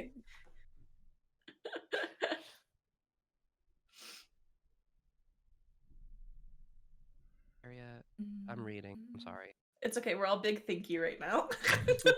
In the meantime, oh no, in my the brain meantime, fell can Leon talk? Can Leon try and just say something to the wyvern? I mean, you can. It doesn't Not try to seem persuade it or anything. intense on verbose conversation. Fine, Leon's gonna say something else again in Draconic. Galen like shouts from across wherever Leon is and be like, "Threaten its kids!" Leon looks at him and is like, "No," and then is like, oh, "Should I?" No.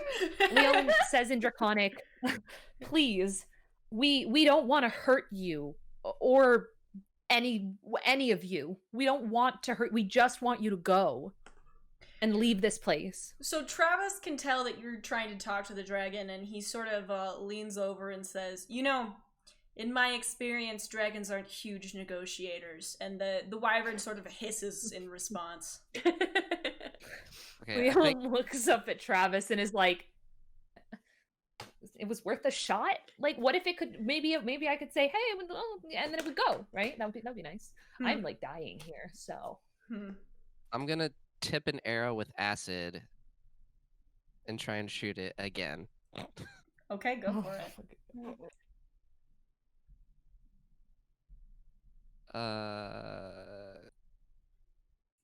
13. That does not land. God damn it. We're doing so good. It's a very wiggly wyvern. You know what I mean? So like you shoot an arrow and it wiggles out of the way. Yeah. It's as slippery blame as my a greased concussion. pig. I blame my Grease pig. concussion. Oh my god. Y'all remember when we thought this was just a flying snake? Lol. Gotta watch out for the flying snakes. Oh my god. Okay, Galen, do you want to take a bonus action?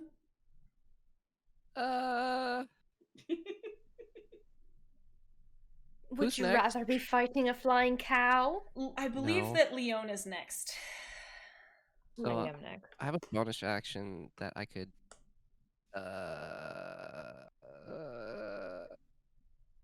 help. Is that a thing? Was this? You can lend your aid to another creature in the completion of a task. Okay, maybe not. There's no task to be done. I was gonna say. No. I just do the magic. Right. I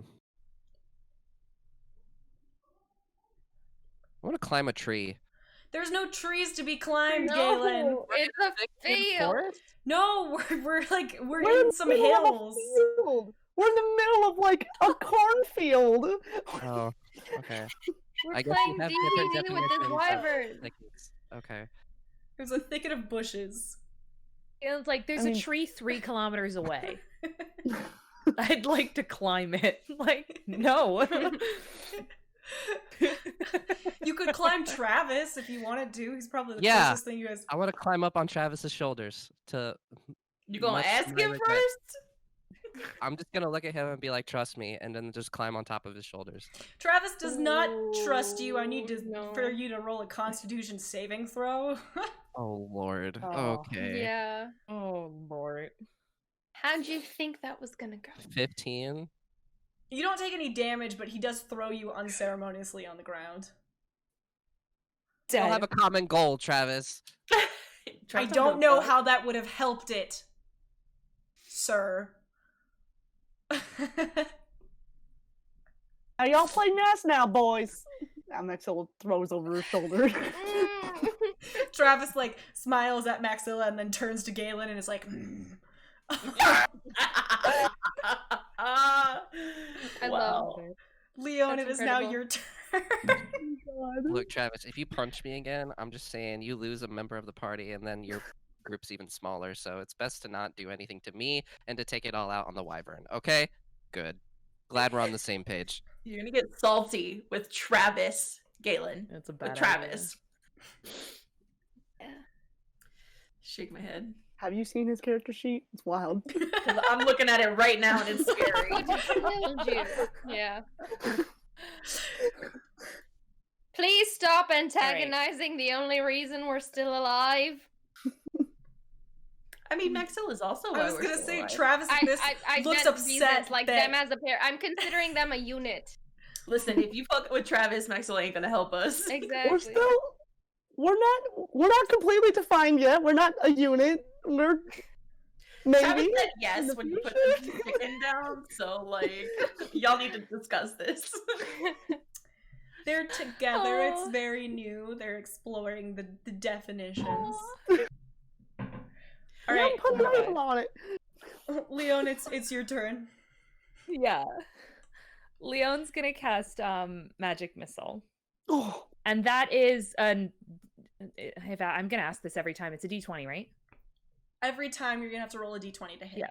Okay. Yeah. So that's 7 plus 3, 10. I doubt that hits. That does not hit. Okay. I'm gonna cast poison spray Go for it. Roll as for my damage. bonus action. Roll for damage. That's 2 damage. That's a D12 that I rolled, and it did 2 damage. So Mm. my rolls are going well. That causes poison damage, right? Yes. All right. So the monster is now down to 59 because it's going to lose 1 HP per turn for as long as that's in effect. Okay. It is now Griss's turn. Hello. Gris is going to attempt yet again to use Entangle. Go for it. Leon's sitting here with 9 health, like, my healer. I did not realize you had 9 health. I'm gonna be fucking honest. It's all Sorry. good. I'm just gonna die, I guess. I rolled a 4, so that's kind of useless. So at this point, Gris is gonna try to get closer to Leon. Okay. I don't know how far away she I'm is. still behind Maxilla's shield. So you are about 5 feet from Leon, as is. Okay, I'll just kind of get close to Leon so I can hopefully heal her next round. Okay. That's the end of my turn. All right. Next up is going to be the Wyvern, which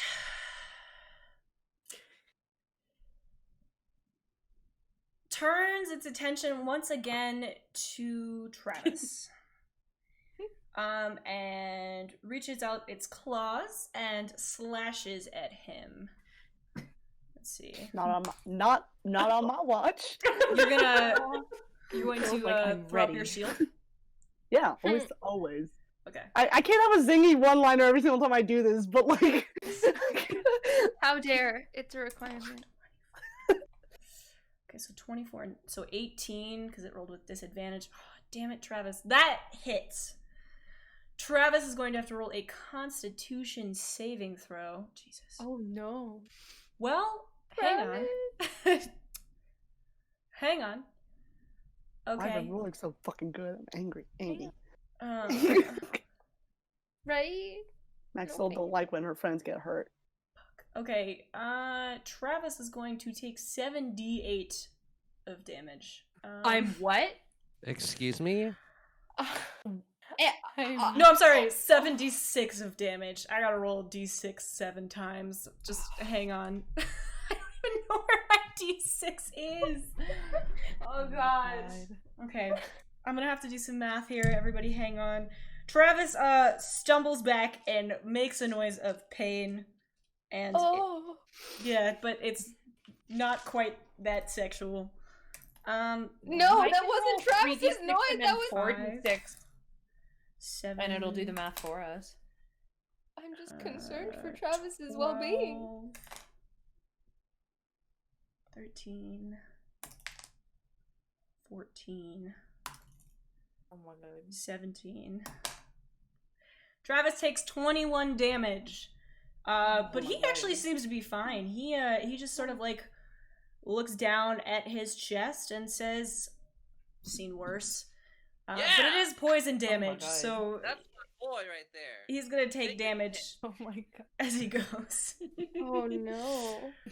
But he winces in pain and sort of like makes a little grunting noise. The wyvern then turns its attention to Ari with its bonus action and makes to bite them. Ari, what's your armor class? It's 15.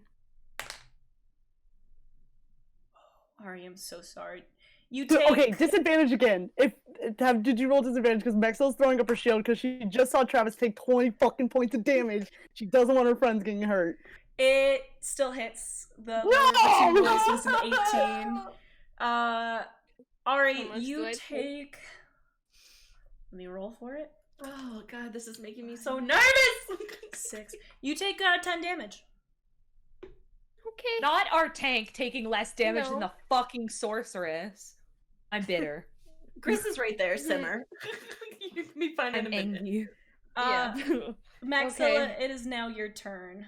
Maxilla is fucking pissed. She's just feeling extremely like she's been trying, like she made a promise to protect these people, and right and left, like they keep getting hurt, even when she's trying her best, and she's ready to fucking like absolutely go ham on this goddamn wyvern. So Maxilla's gonna whack him, but she's gonna whack him 3 times, or she's gonna try to. We'll see how this goes.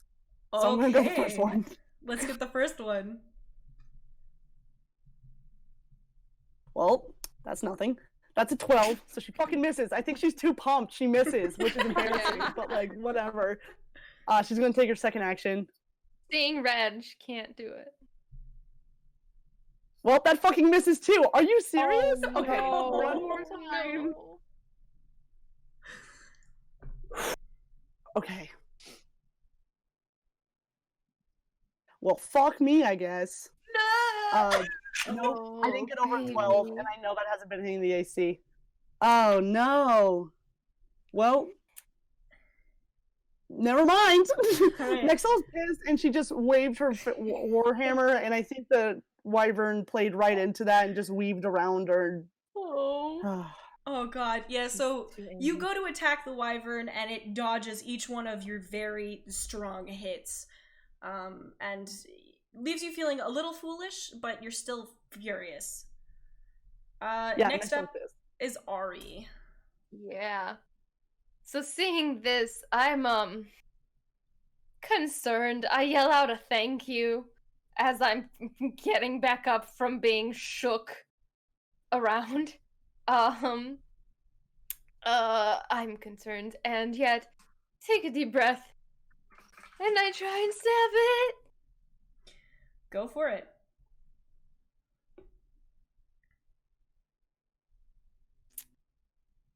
2 + 5 = 7. That does absolutely nothing. The wyvern hisses at you. Leon, you can Cool. tell that it just called them an incredibly long obscenity, actually. All right. So I do that. I stumble back and drop my sword in fear. But I'm not. I'm ready. And I do flurry of blows again. All right, roll for attack. 3 + 5 = 8. That does not land. Would you like to move back behind Maxilla's shield? I All right. Next up is Travis, who, although poisoned, is still doing pretty well. Man's got a lot of HP. What can he say? Travis is going to. Ooh. Okay. Travis is. Wow. How do I get rid of this thing? Okay.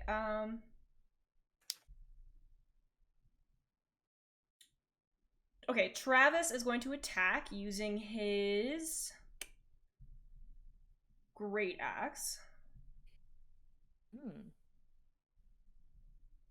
And he rolls a So- 15, which hits for 9 damage. He's then going to use a bonus action to swing again. He rolls a 10. No, he rolls a... Wow, okay. 7 + 9 = 16. All right, so he does roll. I keep forgetting that he's got crazy.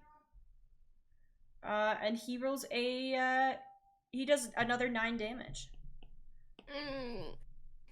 Nice. Travis, my boy. Next up is Galen. Okay.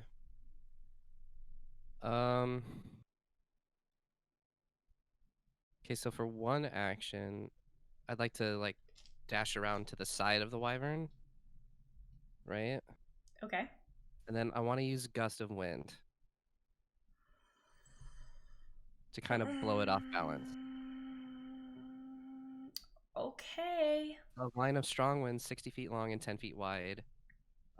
So if you do that, everybody has to roll a saving throw, and they will be knocked back because of the width of it. Even if I'm, hold on. I So what- gotta heal Leona. She gonna die. So this is a lot like Fireball in that there is a Okay. width. They are within Range. You guys are in range. 5 Okay. feet. Yeah. It's like my Agnazar Scorcher. It's like a line that's like a certain feet wide in length. Hmm.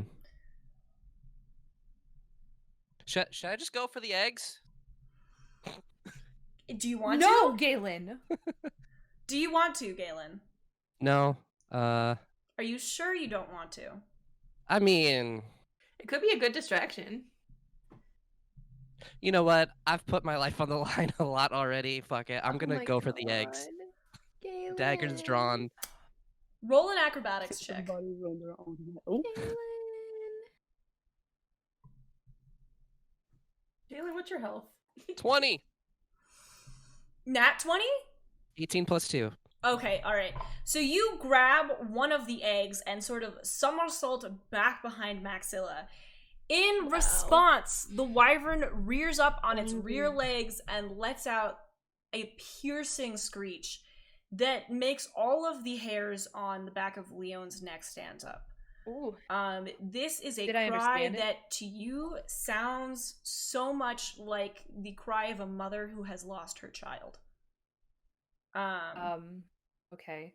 It is Did this cry say anything? no, it's just like completely grief stricken. Leon looks at Galen. That's a baby. That's a baby. You have to. I know. Get it while it's Don't- screaming. You can't. What? What do we do? Oh my god. Leon's like having an existential crisis because she's like, should we be killing a mom right now? Galen takes a dagger and yeah. holds it up to the egg and is like staring at the Galen! wyvern. Wait, Leon, what if we I will- negotiate now? So, Galen, the wyvern backs away from the party. And Leon says in Draconic. it yeah, hisses at you, and all you can hear is just please. Give me the egg. No. Give me the egg. I'd rather you talk She to holds it. her hand out. Just give me the egg. It's a large egg. You're gonna have to kind of hold it like this. That's fine. Just trust me, Galen.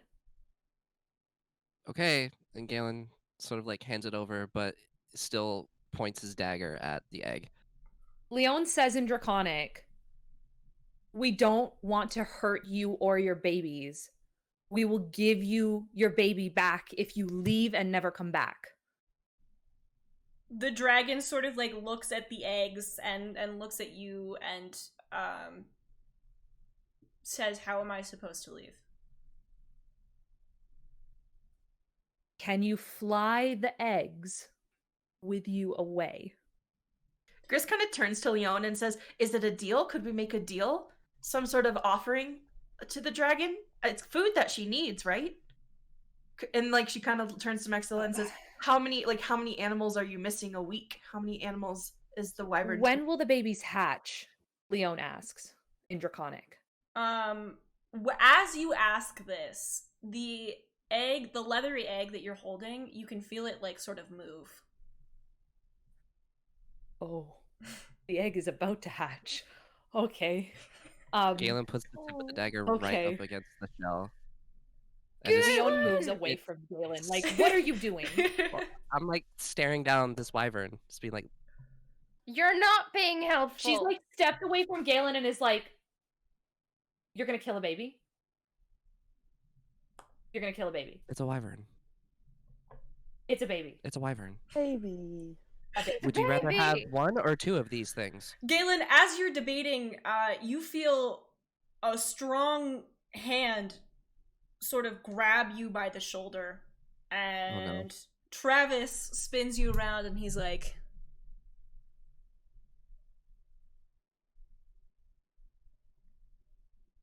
"I really didn't expect much from you, but this is far below the minimum." Ooh. Not mad. He's just disappointed. That's basically what he communicated, yes. Leon says in Draconic, the baby, it looks like the baby's about to hatch. Can you leave with the baby? What can we do to help you get out safely? The that wyvern you hisses Stop at you harming your animals. and says, "Baby back 3 days." Okay. Leon turns to Maxilla and Travis and says, so, because nobody's understood anything that's happening right Rachel's now. like, We're just like hissing at a wyvern. Like, I'm so sorry, but it's very much like that scene in Harry Potter where hang on. Vic, just for the sake of acting, let's get some wyvern speak here. The wyvern's like, Oh no! Oh, how does one even do parcel tongue? Because that's what I'm like channeling here. I can't do the raspy throat thing. I'll take it. I'll take that. I like that. I did the best I could with what I have, folks. So Leon turns to Maxilla and Travis and says, "Okay, Mama, baby, okay, it's moving. It's about to hatch. The wyvern says it needs 3 days. 3 days if we give the baby back." And then Leon turns to it again and says, "So in 3 days you'll leave?" in Draconic. The wyvern says, yes, if you It'll give me leave in my 3 baby. days. If we give the baby back, it'll leave in 3 days. How are we feeling about this? And she's like looking at Travis and Maxilla.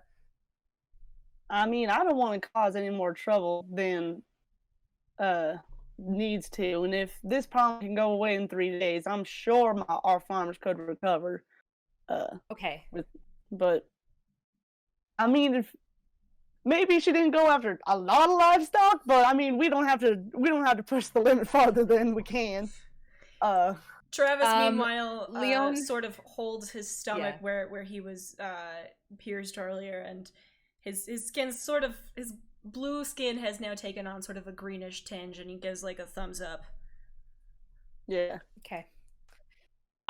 Leon looks to the wyvern and says, I'm going to bring your baby back. Can you maybe hunt for creatures not from the farm for the 3 days and then go? If not, that's fine. The wyvern hisses back 3 days and doesn't answer the question. Okay. Leon turns to Maxilla and says, I'm a little low on health. Can we maybe walk together? Great. Sounds great. Okay. So Leon says to the wyvern, I'm going to put the baby back in the nest, okay? The wyvern hisses in response. Does it say yes? Yeah, just a hiss. It's an affirmative noise. Okay, sick. An affirmative hit. So Leon and I guess Maxilla walk towards the nest, and Leon gingerly puts down the egg. And then hiding behind Maxilla's shield, like, backs the fuck up. The wyvern sort of wraps itself around the nest and lets out one sort of like loud hiss before closing its eyes and sort of like wrapping itself around these eggs.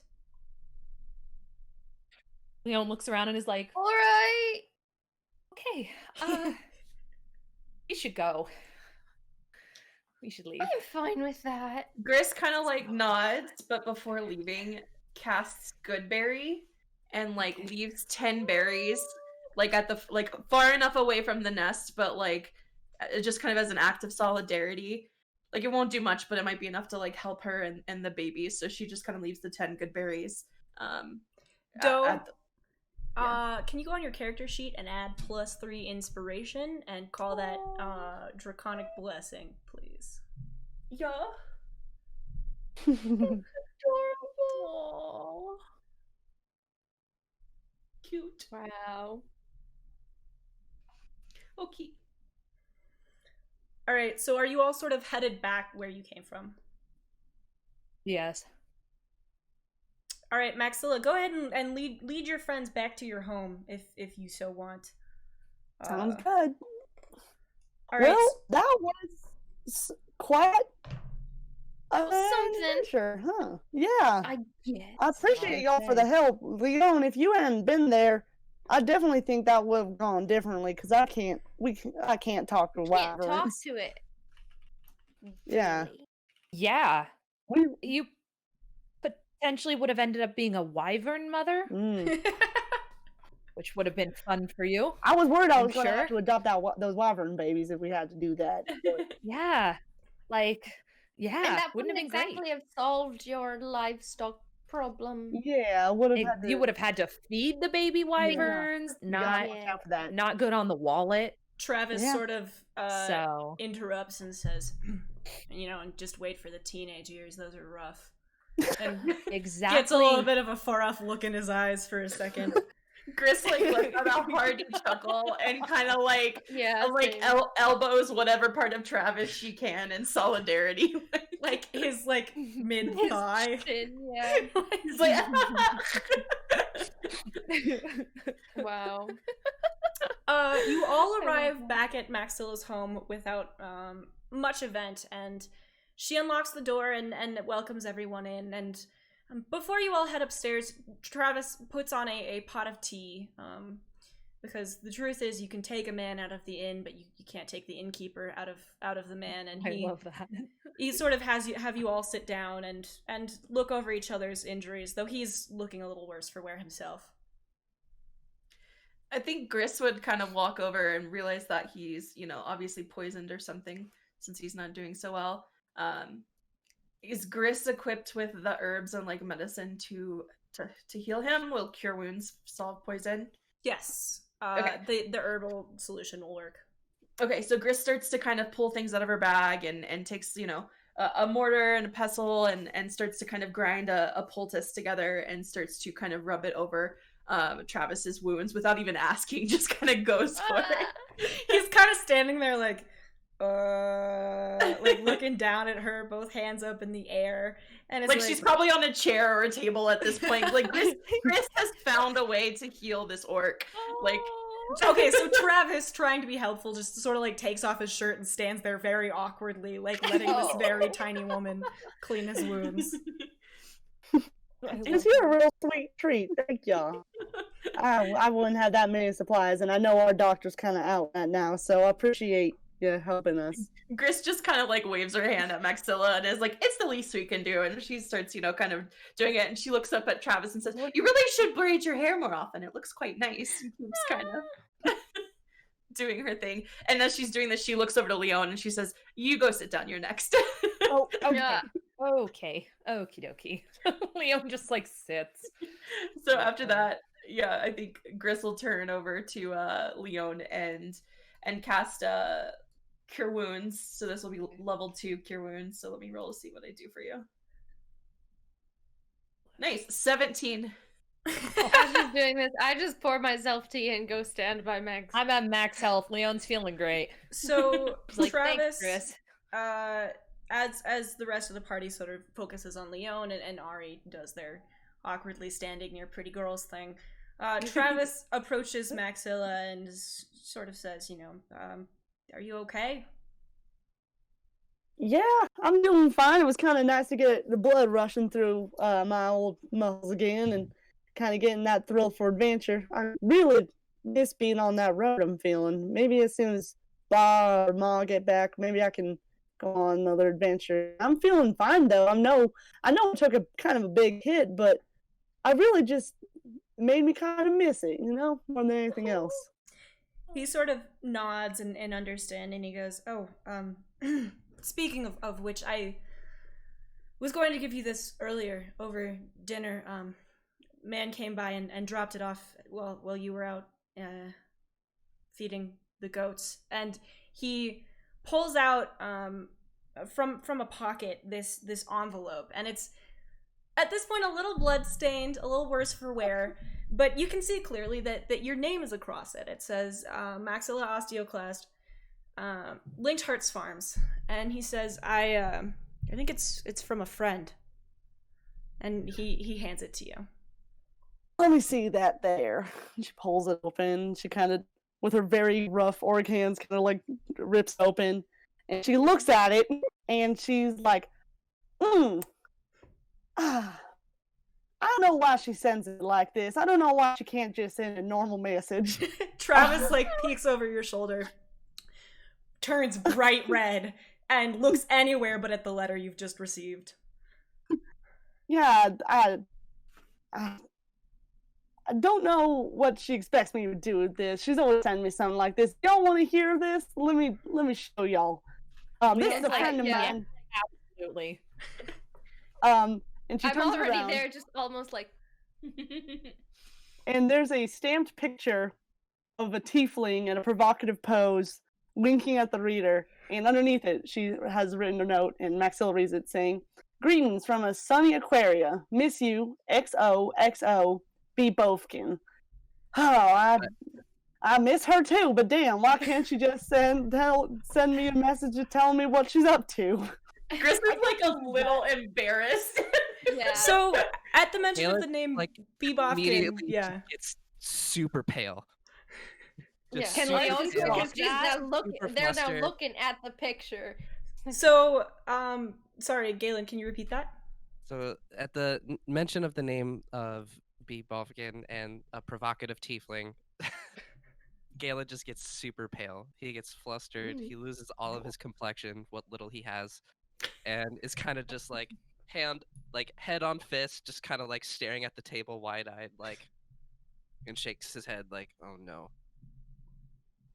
Gris doesn't really Does see, Leon see this?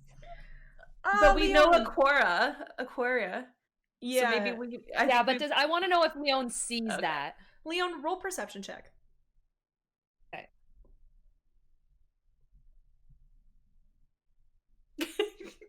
Ryan's playing Galen so well right now. Oh, that's 3 + 2, 5. No. Ooh, no. You are too distracted by this beautiful woman who is just sensually posing, sort of half nude on this piece of paper, who apparently sends letters like this all the time to Maxilla. Often. She's like, Can I get on that Leon's like, mailing list? wow, she's beautiful. Did you say Aquara? But did you hear Ari? No, what did Ari say? Can I get on that mailing list?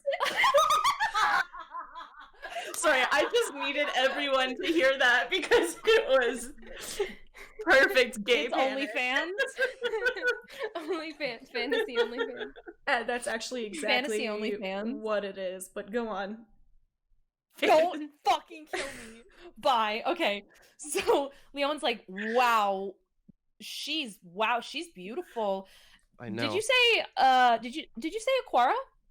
And she Man, looks at where Galen. She's traveling to right now. I haven't seen her in a couple months. We kind of split paths after our last adventure, but it seems to be where she's landed. But Galen- Galen's from Aquara. Yeah.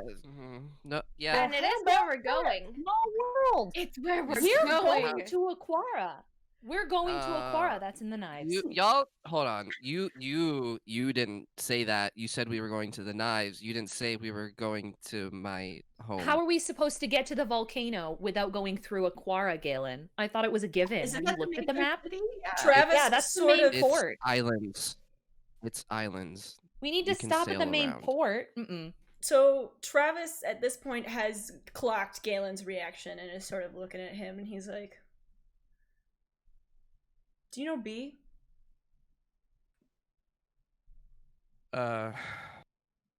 Yeah. Yeah, Oh, oh, I do. oh! You do really? What? Gris Clueless is like, do you And you don't know? want to go back? You do? Galen- Oh God, Galen blush- Ari! Galen blushes and he's like, "Yes." Like, Okay. no, no, B.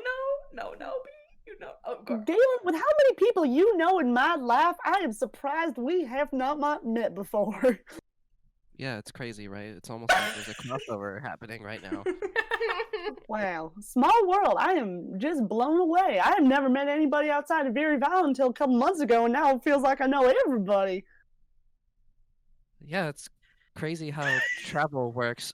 So how do you know B? Well, she's my traveling companion. She's got quite the repertoire. She used to be a food critic, but I think she's kind of expanding out her world about how to reach others through messages. She's sending me these pictures, but I think she's sending a lot of other people as well, and I think charging for them. Yeah, that sounds And like then, Good for her. I haven't Seems like spoken. a We kind profitable of we endeavor. try to keep in touch, but I had to have some responsibility during what's it called, harvest, and I had to get off the road for a little bit, and I think we all kind of parted ways. But yeah, me and B go way back. She's good. She's very sweet. She's kind of hard to read though. yeah, you can pick up on it if you've known her like I have. Anyway, Mhm. Oh, what was that? Like you Galen? have? Leon looks at Galen and says, "So, would she be able to guide us to Hell's Portal, maybe? How well does she know the knives? How well does she know Aquara? well, How well does she know you? How well does she know you? Good question, Ari. B and I are close friends. Okay. Mhm. We've known each other for a while. We've Okay. done many a crime together. Okay. But anything past that is none of your goddamn business. And I Galen's was sort gonna of like, say, Fair. That's Knocks on the kind of the table. way I used to tell my mother that I was friends with lots of my suitors, like, and instead I was going out on dates. So Travis is sort of very obviously amused by this whole situation and looks at Galen with this sort of like scheming smile, and he goes, well, it sounds like you're due back in Aquaria. I don't need you to parent me now, Travis. He laughs. you know and what, he's Travis? like, He does. he laughs and he's like, I'm just saying we have your friend's current address if you needed a I know where to find contact. them. I'll take it. I know where to find Yeah, them, I Leon. would Leon's also like, like I'll take that. it. Leon, I know where Address. to find them. I'll give it to you, Ari. Don't worry. I know where to find them. You don't need that. Maxilla hands Leon the letter. Oh, no. Thank Okay. you, Maxilla. Actually, Leon puts it in her I was satchel. like, maybe I should have given that to Ari, but oh well. Just Ari watching, will find it watching this eventually. exchange of this letter from Maxilla's hands to Leon's bag, and I was like,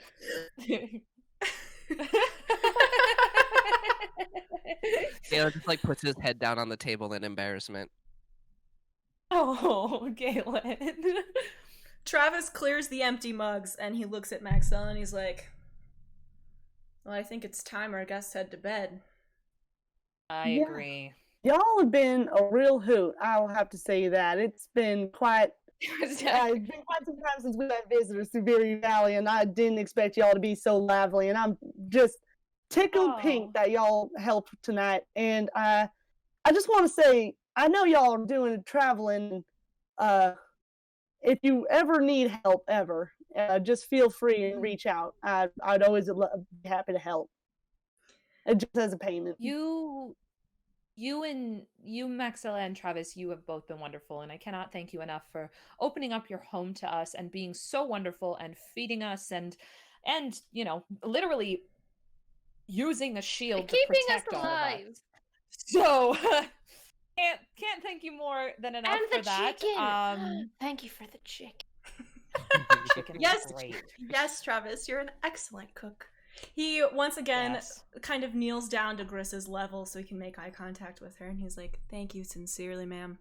And once again, awkwardly pats her on the head, clearly not used to physical expressions of affection. Chris kind of Maxilla- like tries to squeeze his arm a little bit as much as her tiny hand can. Maxilla, you lead your guests up to their rooms, and the night passes very quickly. The next morning, the party departs from the front porch as the sun rises, and Maxilla and Travis wave you goodbye, sort of awkwardly holding hands and in an uncomfortable but all the same natural expression of affection.